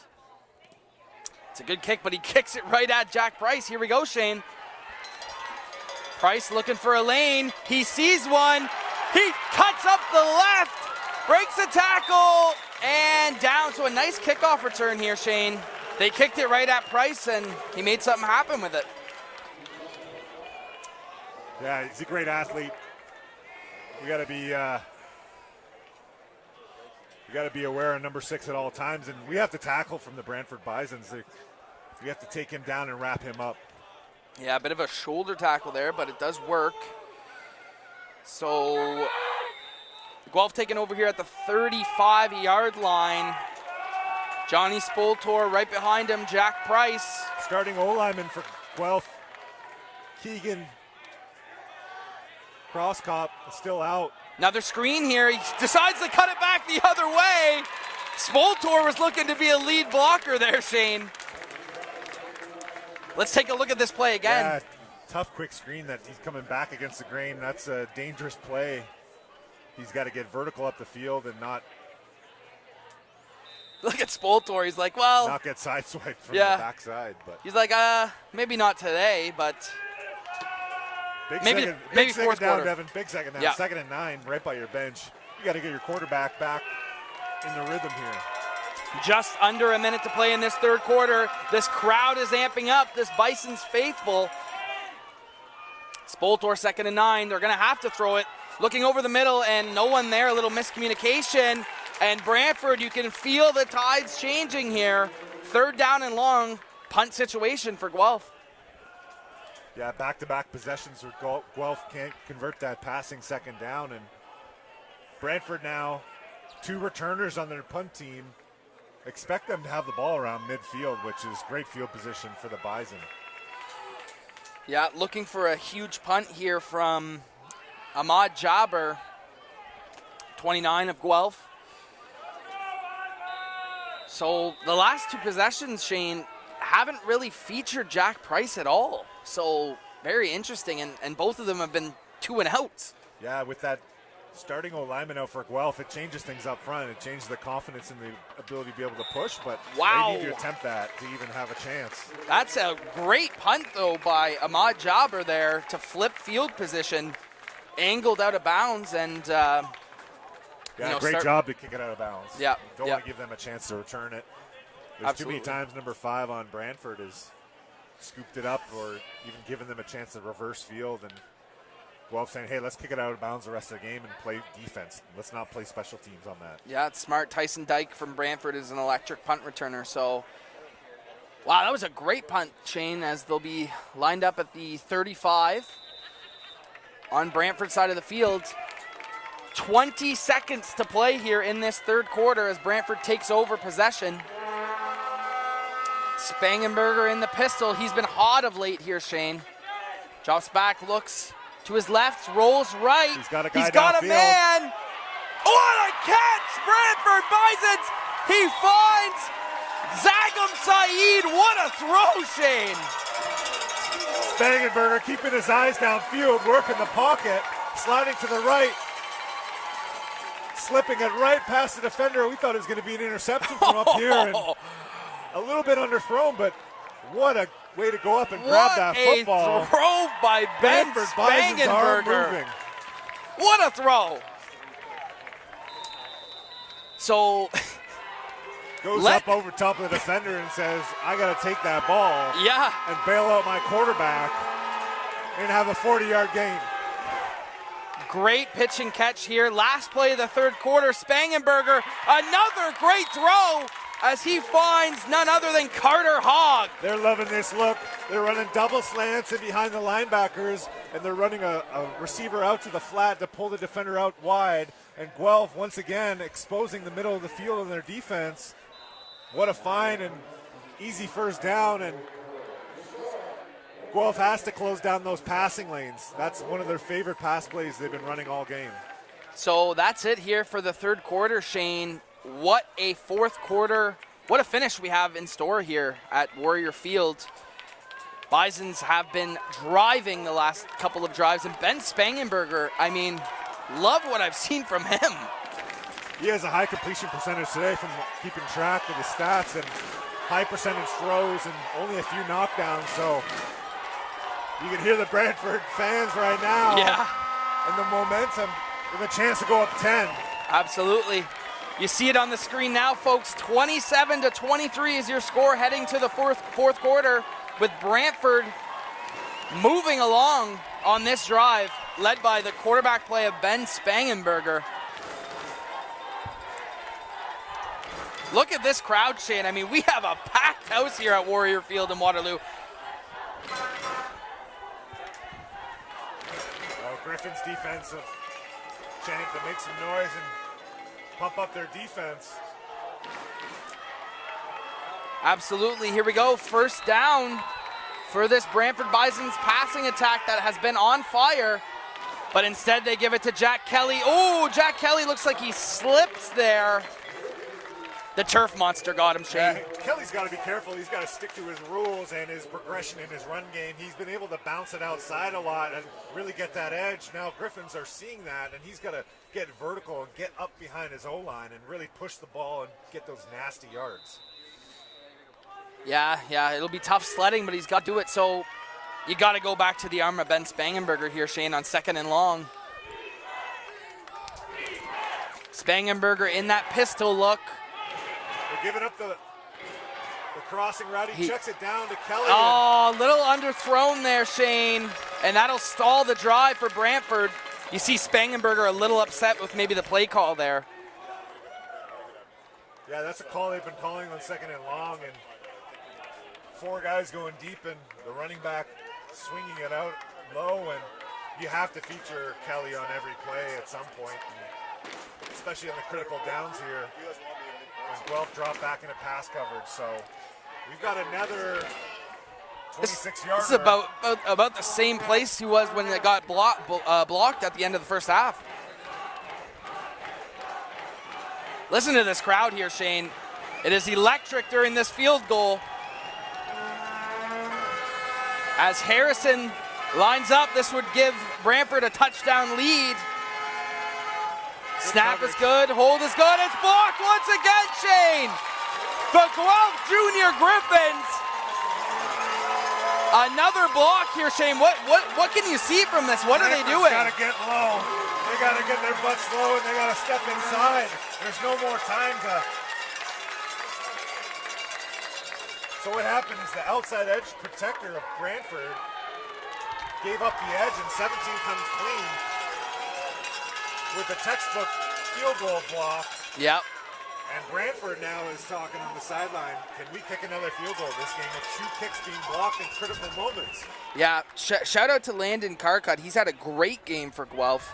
A couple of big-time blocked kicks and also some big tackles in the loss to stunt the drive. So 27-23 is the score still with 11 minutes to go. Guelph takes over possession. Do you see a lot of Jack Price in the future? I think so. I think they go back to their first quarter playbook. I think they get back in the groove of the plays that have been working, and they got to be able to grind down the field. Huge play by the Griffins defense and special teams to bail them out of now 6 points. Could have been put up on the board, so Guelph offense has to respond. All right, so here we go, Shane, with a little under 11 minutes to go. This is a huge drive for the Guelph Junior Griffins as Spoltor gives it to none other than Jack Price. Jack Price finds a lane down the right here. A little stiff arm at the end, and he's still going. Jack Price steps out of bounds. What a run from Jack Price. Championship football. You have to be able to tackle, Devin. Going into the fourth quarter, you have to be able to wrap up and tackle. The DBs for the Bison are having trouble with Price, and that's going to be the difference. He is a load, Shane. He's tough to bring down, especially whenever he gets some movement going under those legs. But Brantford's going to have to contend with that. Fresh set of downs here for this Guelph offense. Big screen of number 4 on the short side here. Yeah, good call, but they're all over it finally. Brantford breaks it up. Devin Minchell. Great play there in the secondary. Yeah, the teams are really starting to feel out those base plays that they're using to get those quick completions. So the playbooks are tough to open up at this point. especially with a couple guys injured on the line for Guelph right now. We got some guys limping at O-line, so you can't run the ball every play and have Kelly break 17 tackles. So yeah, well, pickings now in the playbook call for the offense for Griffins. Yeah, second down here. Let's see what this passing game can do without the screen. Spoltor looking left. Does he catch it? He doesn't, Shane. Good effort there on the out route on the left. 1-on-1, fourth quarter of a championship football game. Just off the mark. He's got to be able to hit that completion and get a first down on a simple pitch and catch 1-on-1. Yeah, what we've seen from this passing offense is a lot of jet sweeps, a lot of screen plays, but whenever they're forced to kind of drop back and make the reads, he's just a little bit off, overthrow his receivers a couple of times here, but we're going to see here later in this fourth quarter what Spoltor can do, because I'm going to have a feeling it's going to come down to the last drive. I think so too, and they got to regroup quickly because, you know, you can get the ball back in 3 plays from now, so yep. You got to shake it off and you got to find what works, who we can get the ball to, and then how many times can we get them the ball. And whoa, 93 picks it up! Are you kidding me? Charlie Kinlan! What a break for this junior Griffins team here as Dyke just misplays it. Devin, we talk about special teams and ball security. He's running up for a punt and coughs it up. He's got to be able to let that ball bounce. Let's get the ball and not play special teams and make risky plays as a returner. That's day one of punt return in practice. And Charlie Kinlan, the benefit of right place, right time there, as it just bounces off Dyke. So when I said they get the ball back in 3 plays, I really meant 1 play. Yeah, you messed up there a little bit, but hey, so you were right. The redemption for Guelph offense now is a gift, a 40-yard gift on a special teams play. And look at the junior Griffins coach right now firing up this sideline. We got to stay calm, and we got to be able to make sure our offense can get the play in. And listen, while refs are regrouping here. The replay's already gone. It's right away. Yeah, because it's real time. Yeah, so as Guelph takes over here, Shane, you got to get Jack Price going again. I mean, they've went away from it the last couple of drives. He's had some first down runs that haven't worked out, but you got to continue to go to that workhorse. And you got to get a first down here, I believe. You're going to be out of field goal range. Right now you're out of field goal range, and special teams, once again, is a risky move. So it's played a big factor in this game so far. Guelph really needs to come up with a score here and flip the field and give themselves a chance to play defense. Yeah. OSFL Summer Cup action here in Waterloo. This is game 1 of 12 on the weekend, and we are starting with a fantastic game here at Warrior Field. First down from about the 35-yard line. Seems like a little confusion on the field. They were trying to get this play in. On the play, and they're just trying to regroup with. I think they reversed the call on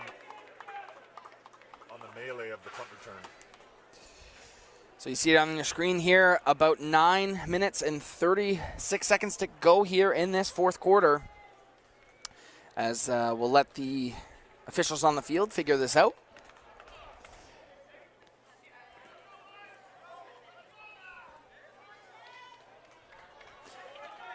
Guelph offense really needs to focus in on this drive. You may only have 10, 15 plays left in this game realistically from an offensive perspective. You got to pull out your best 10, 15, 20 plays and make them count. We got play action. Fakes the jet sweep, sets up the screen to Jack Price. Love that play call on first down, Shane. Absolutely love that look. Showing the jet sweep they've been running all game. And then having Jack Price over a middle running back screen. That's a huge look to mix things up and spread the defense out a little bit. And it's easy 10 yards for Price. He didn't have to ground and pound his way. Yeah, they're finding creative ways to get Jack Price the football. Now, you got to love it. This is do or die time here for this Guelph Junior Griffins offense. First down to go here. Spoltor once again going back to the classic look in the pistol. Gives it to Price up the middle. He's got tons of breathing room up the middle. He's still going, so Shane, got to give more credit to this offensive line, just moving people in this run game. Absolutely. His first point of contact isn't until 7 yards downfield. I mean, that's a great run. And look at that hole. the closer and closer you get to the end zone, the tougher it is to run it in. But you got to stick with Kelly here and keep moving this Brantford D-line. So if you're Brantford, are you stacking the box here on second and short? You got to be careful over pursuing anything by blitzing linebackers because it's going to open up gaps if players get washed out. Spoltor does give it to Price once again, and he runs up the middle. He's still going, and it will be enough for a first down.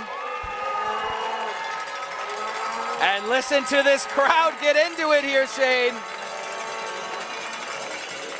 Guelph knocking on the doorstep, looking to take the lead here with 7 minutes to go in the fourth quarter.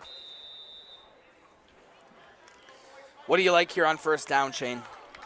As a coach, I got to go back to Price, but you got to be careful with the amount of plays. You got to get a feeling of how much does he have left in the gas tank. But then when you pass, he's got a block. So it's going to be all on him with 7 minutes left. Once again, it's Price going up the right side.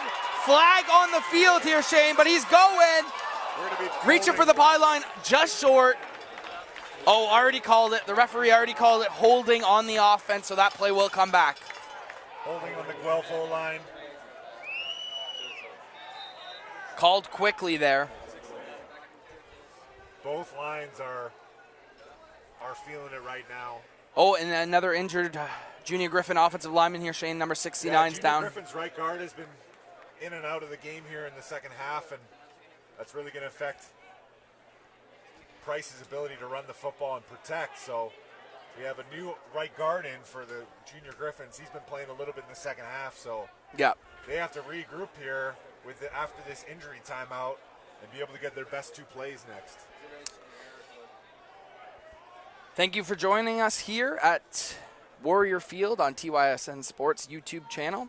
A great first game to kick off our Summer Cup weekend. Stay tuned later tonight as we'll have the U14 AA Sandy Ruckstall Cup. Waterloo hosting the Peel Panthers. Expect that to be a huge turnout, just like we have in this first game. Make sure you check us out on Facebook, YouTube, Instagram, X. All the ats are on the screen as we get ready for this first down play. Fake jet sweep, again setting up that little screen, this time at 29, and it's incomplete, snuffed out by Tyson Dyke.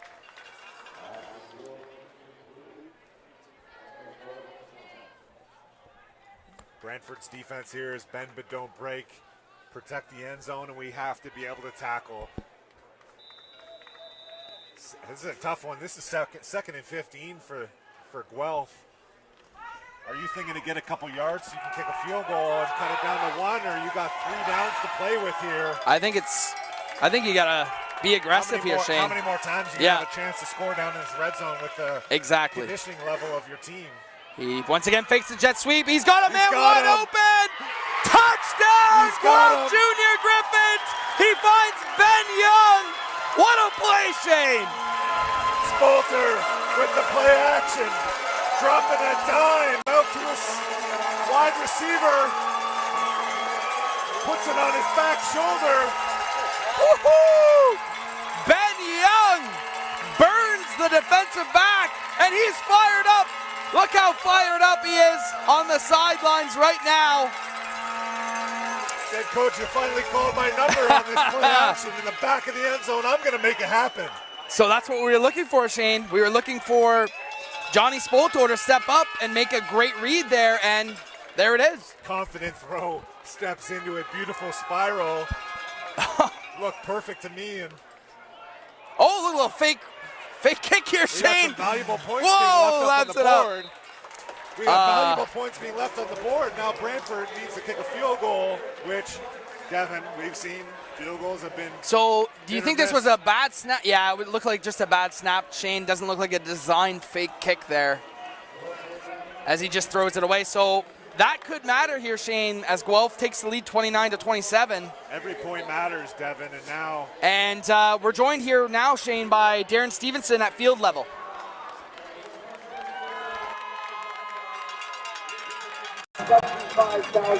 Ben Young with the biggest catch of his life for the Guelph Junior Griffins. We're down here at field level, 6:31 to go.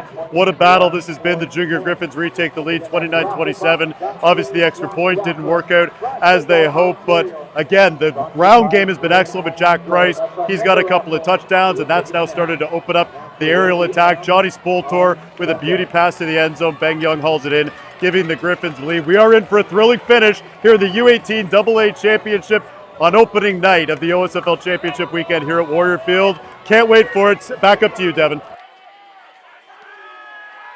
Absolutely, Darren. What a game we've had here to kick off Summer Cup weekend. They kick it deep here to Tyson Dyke. Dyke breaks a couple tackles. Whoa, I was ready to get going there, Shane. I thought Dyke was going. Has to take care of the football, Devin. He's juking, he's spinning. It's the fourth quarter of a championship game, and he comes up a punt. I mean, he's playing all out. I think he only knows one way to play, and that's crazy, right? I mean, and that gained Brantford an extra 15 yards on that kick return. So special teams once again. It's lightning in a bottle for both of these teams. Yeah. And So Brantford offense coming back on after a little bit of a break. 29-27, 6 minutes to go here as Brantford takes over. Spangenberger gives it to Jack Kelly. Early flag on the field, though. About a 2 to 3 yard run there. Looking like procedure. Yeah, Brantford will be backed up 5. It'll be 1st and 15. Yeah, so Shane. Oh, excuse me, on Guelph. Oh, that's big for Brantford. So on this drive here, Shane, what do you look for the Bisons? You look to get Ben Spangenberger going here and take the lead? Yeah, you got to stick with Kelly. You got to stick with the run game, and you got to assert your dominance in the run game. And it's only a 2-point game, and there's 6 minutes. There's lots of time, but everyone needs to stay composed, and you got to put your best string of plays together here for the Brantford offense. But Spangenberger's been airing it out also. Both quarterbacks have stepped up here in the second half. Yeah, so fresh downs here for the Bisons after the penalty. Spangenberger in the pistol, dealing with a ton of crowd noise here as he drops back, looks deep, got a man, another great throw and catch as he hits Carter Kellum. Shane, Ben Spangenberger is playing lights out. He looks so calm right now. He's just slinging the ball down the seams. I mean, these are tight throws. Receivers are coming up with a big catch, too, in traffic. And Guelph DBs just need to stick with their technique and stick with their coverage. But these are really tight throws. And Guelph's D-line, we talked about a key of the game. We haven't seen a lot of pressure now in the backfield for Spangenberger. He has all day to throw. Yeah, and he's been putting the ball in some tight windows, though, Shane. I mean, very impressed with his arm as he drops back here again on first down. He finds Korslick, and it's swallowed up by the Guelph defense, led by Ryan Wolf at linebacker. Great job sniffing that play out. Yeah, also a great job getting a completion to one of your featured backs. Guelph defense looked like they rallied to the ball and tackled well, so critical 2nd and 10 here. You got to get Kelly involved. It's a tough one to be handing it off, but if Guelph's expecting pass, don't be shy to hand this ball off to Kelly. Absolutely, but, you know, do you ride the hot hand of Spangenberger as well? It's tough to say, They got but 4 receivers to the wide side, so that's going to force Guelph to play a certain type of defense, and they're bringing the pressure. Spangenberger steps up in the pocket. Spangenberger Hold on to navigating. that football, young man. And a great play again by Guelph's defense, led by number 22, Ryan Wolf again. Brantford coaches are not sending out the punt or field goal team, and they're getting a free timeout here because of the injury on Guelph's side, which your quarterback has to get in instant communication with your head coach. We have a 3rd and 8 here. Big play of the game. Yeah, looks like a shaken up player on the Guelph side of the field as we'll step away for a quick second.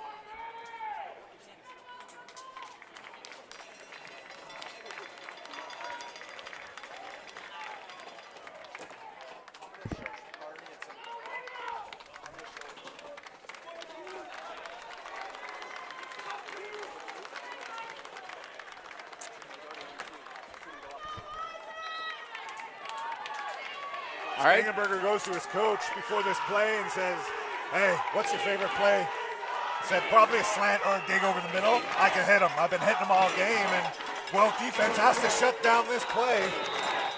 Third down with under 5 minutes to go here, Shane. Big play for Brantford. Spangenberger drops back over the middle.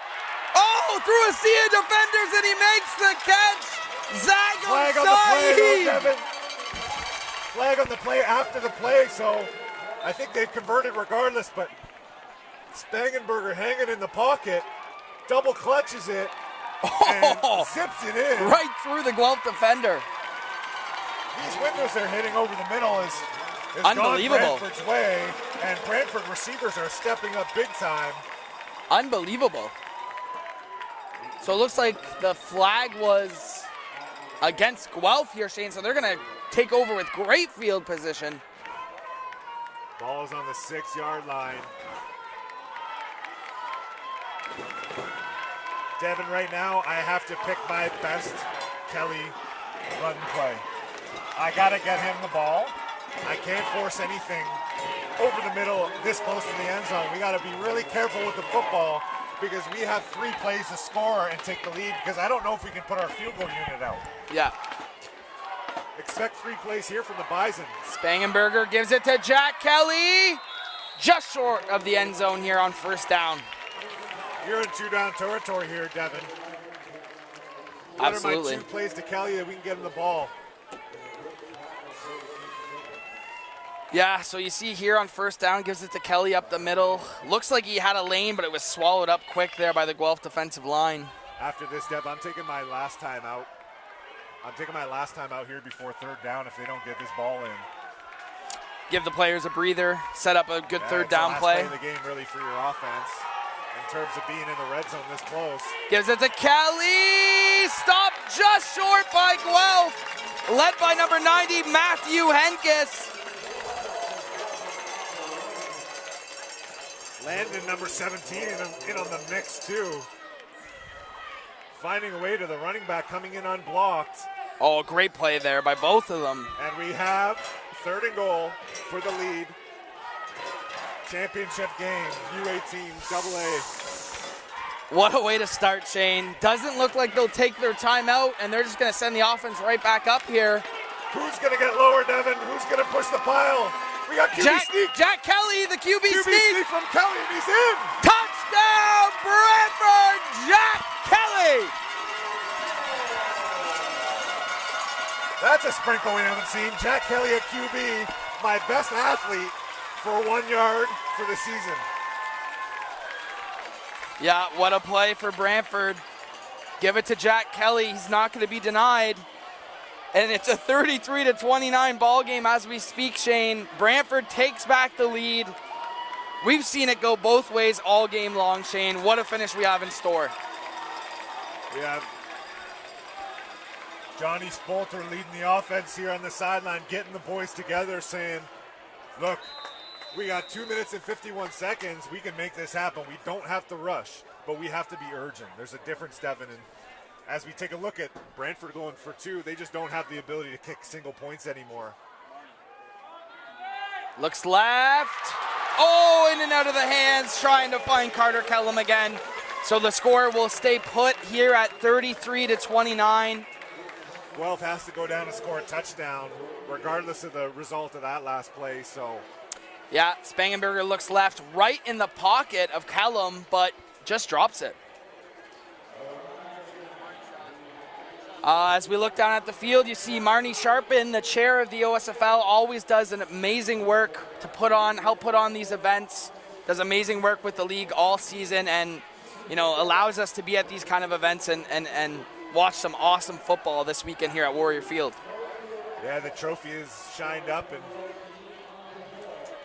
I think we still have some more football left on us here with 2 minutes and 51 seconds, Devin. It's never over till it's over. With these special teams and these big chunk plays we're getting, it's what team can stay focused and disciplined in their final plays of the game. And your best players make it best plays. I mean, what a game to lead us off. I can't reiterate enough. I mean, What a way to start off championship weekend as Harrison kicks it back to Jack Price. Price tries to angle right, and Brantford, a ton of Bisons, a herd of Bisons, make the stop. So here we go, Shane. Well, let's set the stage. Just under 3 minutes to go here. Brantford leading 33-29. Guelph gets the ball back. What do you like? It's tough. Price just returned that kick, so as a coach, you're saying, hey, do we give him the ball on first down here? Everyone's feeling it right now from the heat and humidity and the length of the season, so how do we get the ball to our best players and come up with the best 10 plays left in the game, really? Yep. Big key is going to be winning on first down, especially for this Brantford defense, because this is still running territory for Guelph. They can run this whole game out if Brantford lets them with Jack Price. And it is Price with the football, and there's Brantford, been waiting for it all game. They say no more to Jack Price up the middle. Brantford defense stepping up, filling the gaps, and just reading this play and shedding that tackle on the backside. And yep, Alex Muir Price shedding is that really block looking for that backside crease where, really you should be sticking your nose in for 2, 3, 4, 5 yards on the front side of the run, but it's hard to see up front. The crowd is getting loud. Second down and 9 to go here, Shane. Spoltor. Second down. Play action over Drop the it middle. back. Looks for a man in double coverage, and he makes the catch. What a play, David Chokar. Shane, double coverage here. Hey, when you got a receiver at his height and athletic ability, you just got to give him a chance to go up and get it. Wow, what a grab by Chokor there. Sticking your foot in the ground, going up for the ball like a rebound, and making a huge second and long play, saving the Guelph's Junior Griffin season with that catch, and we got to get him the ball again soon. 2 minutes to go here at midfield for Guelph as they look to take the lead in this championship game. They give it to Jack Price, and it's swallowed up. Griffin McIntyre with the Bisons. He eats it up there on first down. Junior Griffin's O-line can't quite get that push. They need to get those vertical running yards. Brantford's reading it out, making those big tackles we talked about, Devin. Wrapping up and tackling is a huge fundamental reason why they're able to stop the run late in this game and put the ball in Spolter's hands and just avoid the deep pass. Yeah, it looks like Griffin McIntyre shaking up on this as we'll head down to field level with Darren Stevenson. We said it at halftime, guys. It really was a heavyweight battle. It's been a real back-and-forth game tonight. Jack Kelly, who is a future Western Mustang, goes to Paris District High School, played high school football with the Paris Panthers. Obviously, he's been a huge difference maker. He's got 3 touchdowns in the game, and right now, that is the difference. Like you can see behind me, 1:55 to go, 33-29 for Brantford. Behind the scoreboard, you can also see the U14 Waterloo Junior Warriors coming in. They will play in the next game against Peel. Let's get it back up to you guys for the end of the game. Yeah, thanks, Darren. We're in for an extremely exciting finish here as Spoltor is trying to lead this Junior Griffin's offense down the field. Second down and long to go here. He looks right here, Shane. He's got a man. Makes a juke. Doesn't know where to go. Be careful. Just get upfield, young man. Get to the next down. You got to go for it anyway. Yeah, Ben Young on the reception, who we seen make that touchdown catch a little bit earlier. This time, nowhere to go. All right, Devin, 3rd and 10. You got to pick your best play in the playbook to get you 10 yards here. I got to go to number 4 a wide out.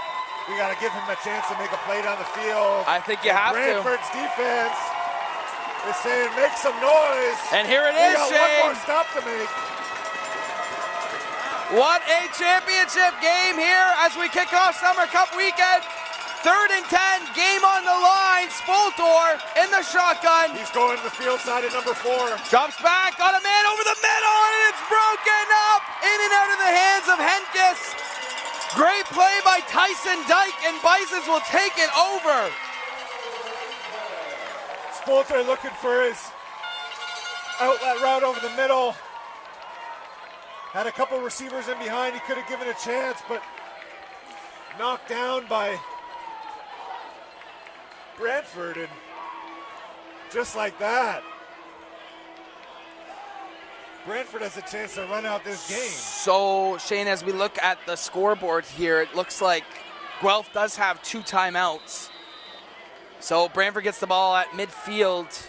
Do you just look to run it out, or do you put it in the hands of Spangenberger and say, we're going to win this game? No, you got to give the ball to your running back and keep the clock running here. You got to give the ball to Kelly twice and then punt it.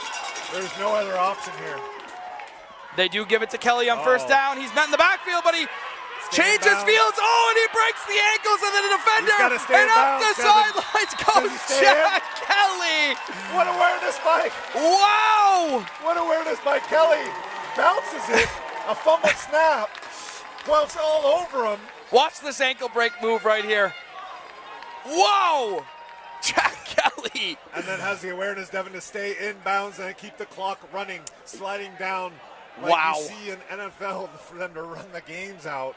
What Incredible a run. job by the running back Kelly to take another 20 seconds off the clock and one more first down, and we're looking at the Bison taking the championship. Yeah, Shane, you mentioned it. I mean, the options were to run it twice and punt. Jack Kelly said, no, how about we run it once and get a first down on first down here. What a player he's been all game long. I mean, safety outlet for this offense. And they're going to try and close it out with them. But here comes Cruz Korslick checking in for Kelly as Kelly takes a breather. So what they're doing, Devin, is they're bringing Kelly off to the sideline and say, hey, get a quick breather, you're getting the ball next play, we'll put you back in. Yeah. We got to send in the play with the next running back. And we have fumble snap. Cruz Korslick picks it up and somehow gets positive yards out of this. And that would have been disastrous, Shane. Ball security here. Quarterback's under center for the first time in this half. Yeah, you don't see it a lot. Center puts it through his legs and goes right to Korslick, and he converts the first down. Yeah, it's fresh set of downs for Brantford, as obviously Guelph will use a timeout. But you hear the Bison's faithful. They can feel it within their grasp. 53 seconds to play in this fourth quarter. Can Brantford hold on and win this championship game? Shane, I tell you what, not a bad start to Summer Cup weekend. We're getting a treat watching this football game. How many more games do we have of this? 11. 11 Just more 11. games Yeah. of the top teams in each of their leagues trying to battle it out for the championship? Yeah. All right. We got football this weekend, I'll tell you that much. Yeah. What a way to get it started. Both coaches taking their units and saying, hey, Brantford, we got to take care of the football. We cannot fumble this ball and let Guelph rumble back. And Guelph defensive coordinator saying, hey, boys, we got to hold on. We got to stop them on this. We got to stop them here. Give our offense, 20 seconds left to go down the field. Well, great opportunity here for Brantford. Guess who's back in the game, Kelly. Has to be. It's crucial to get him the ball and let him close out this ball game. They do keep it on the ground with Kelly. Kelly finds some room. Jack Kelly puts a statement victory for the Bisons. Touchdown, Brantford. I mean, what can you say, Shane? Jack Kelly. Same as the first play of the game. Inside power. And Kelly finds a crease and puts a stamp on it for the Bison. Wow, Shane, that is a way to put the ending on a great football game. Jack Kelly seals it for the Brantford Bisons. What a game. Jack Kelly, what more can you say about this kid? I mean, 2 runs on this drive, and he closes it out for his team. What a way to end a career for the Bison.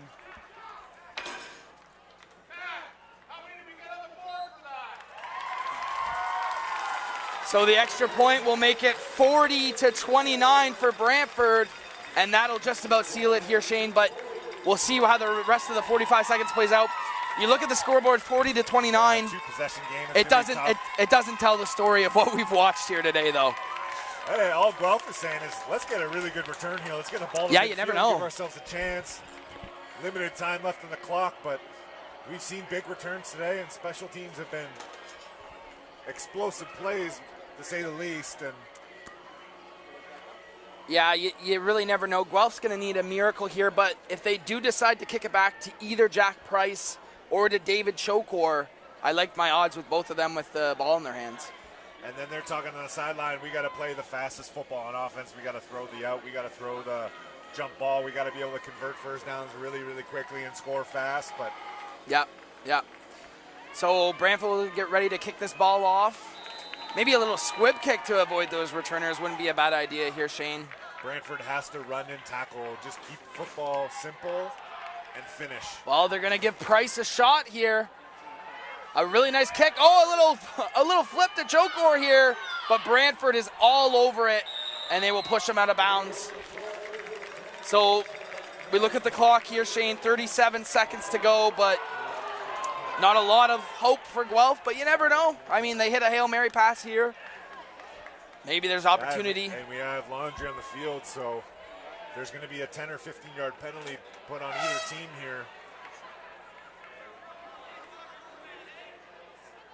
It's going to be on Guelph, I think. Yeah, a little Laundry on the field here. 40-29 is your score in favor of the Bisons. 15-yard penalty on Bisons, but oh, and we got Kaishan Raposo firing up the Bison's faithful, knowing that they're probably going to walk out of here with a U18 AA Sandy Ruckstall trophy.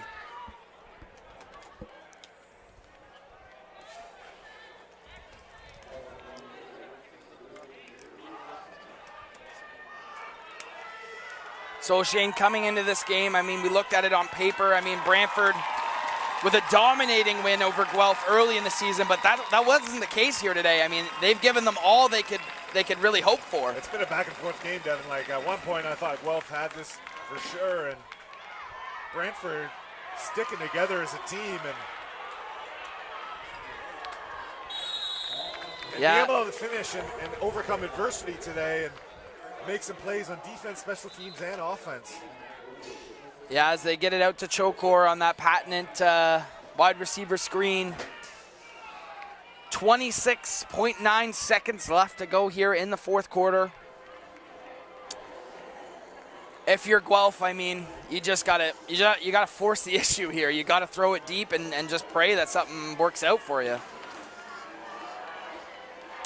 But Shane, let's give credit to this Guelph Junior Griffins team coming in here as, you know, obviously the underdogs losing to Brantford already by a sizable margin, coming in here and really forcing the action and having a lead for a good portion of the game. That was also their only loss of the year, so that's right. They were very confident coming into this game, and what a battle by Guelph. They have a chance here to make a couple more plays, but Spoltor looks left, and that will seal it, Shane. Intercepted in the secondary by number 13 of Brantford, King David DePa. As you look here, Shane, on the monitor, Spoltor obviously just trying to make something happen, and, you know, a nice play by Brantford. Usually these situations where you need massive chunk yardage of plays, they're not practiced as much, and it's a tough point in the game to have your receivers going full speed downfield, but so Shane, as we close out this game, Brantford's going to take a couple of knees. Who are your MVPs of this game, offensive and defensively? Well, you got to talk about the Brantford O-line also a little bit because of the ability of them controlling Guelph's D-line. Obviously, Kelly and Korslick in the backfield. It's got to be Jack Kelly. And it has quarterback to be. Spangenberger controlling the football and making key completions all game with a high completion percentage. And there's the kneel.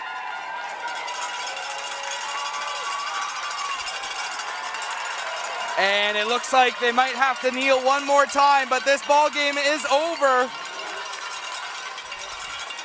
As they're waving the Bisons off of the sideline, ready to celebrate a championship victory. They will need one more kneel, and it will be over. Spangenberger, always great feeling to get that victory formation, Shane. And here it is.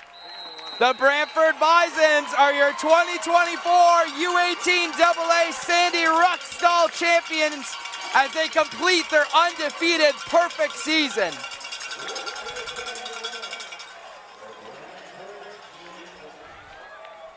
What a great game as we congratulate both of these teams.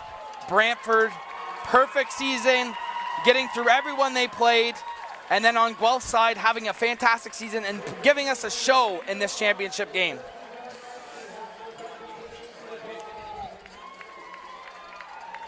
So Shane, that's a great game to get us started here at the OSFL Summer Cup. Stay tuned for our next game, Waterloo versus Peel. We'll be back shortly with field level with Darren Stevenson as this game wraps up with the trophy presentation. Well, we're going to commercial. Yeah, he just shoot. My parents want to watch their son referee football. I'm like, how bored are you?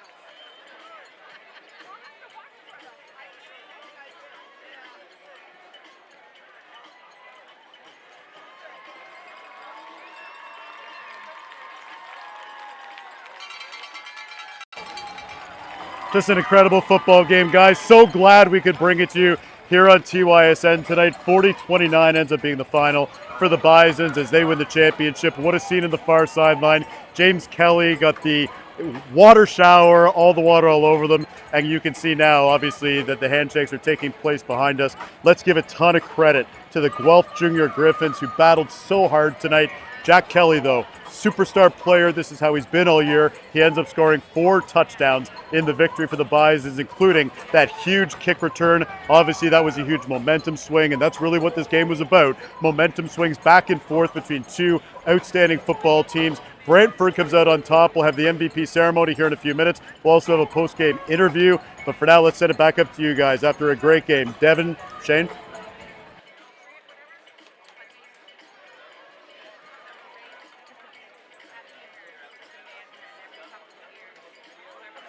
Area 51 Sports is here for you. All the top quality equipment you'll need to succeed on and off the field.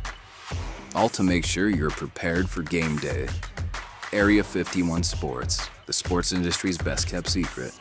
Visit area51sports.ca today. Area 51 Sports is here for you. All the top quality equipment you'll need to succeed on and off the field. All to make sure you're prepared for game day. Area 51 Sports, the sport.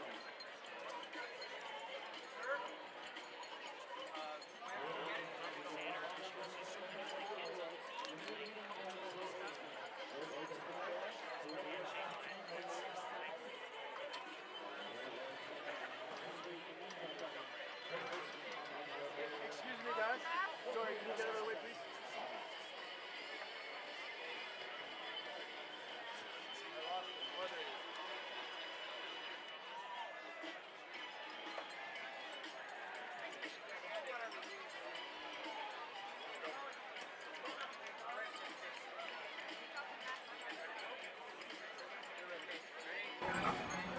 What an unbelievable football game for Jack Kelly. You do it again in a big spot tonight. What are the emotions right now, Jack?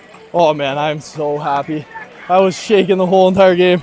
These boys came out, Guelph, they put up a fight. But man, it was a great game, man. Shout out to these guys. These guys played so hard. Shout out to our boys. 11-0, we got it done. Talk about the graduating guys. That's really what it's about. There's a ton of guys. Cruz Corza comes to mind right away, right? Yeah. What does it mean to this group to do this? Look behind you right now, man. Oh yeah, it means everything. We have so many guys. This group, we all are from Brantford. We all play with each other our whole entire lives. We've won championships from Timbits football all the way up. And to add a U18 one, it just feels amazing. Last one for you. Talk about the kick return in the second quarter. They get a touchdown. Huge momentum swing back your way as you run that back. What'd you see in that play, Jack? Oh, well, their coach, a great guy, Ralphie, told me they kicked over my head. He had some words to say to me. I fumbled it. They took it for 6. I knew once I got up I had to take a leadership role and I had to make a play. Came out, got the kick. Boys set the blocks and I took it to the crib. Jack Kelly, an OSFL champion. Go get your trophy, my friend. Great game as the Bisons win it. Back up to you guys. Let's go!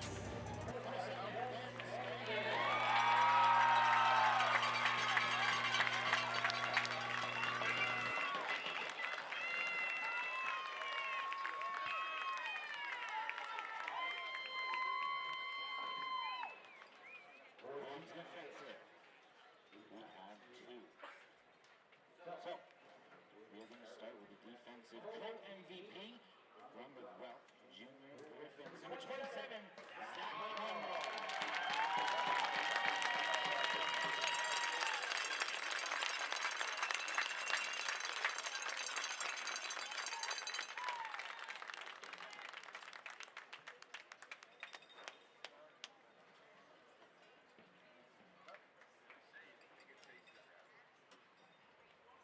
And the MVP of the game.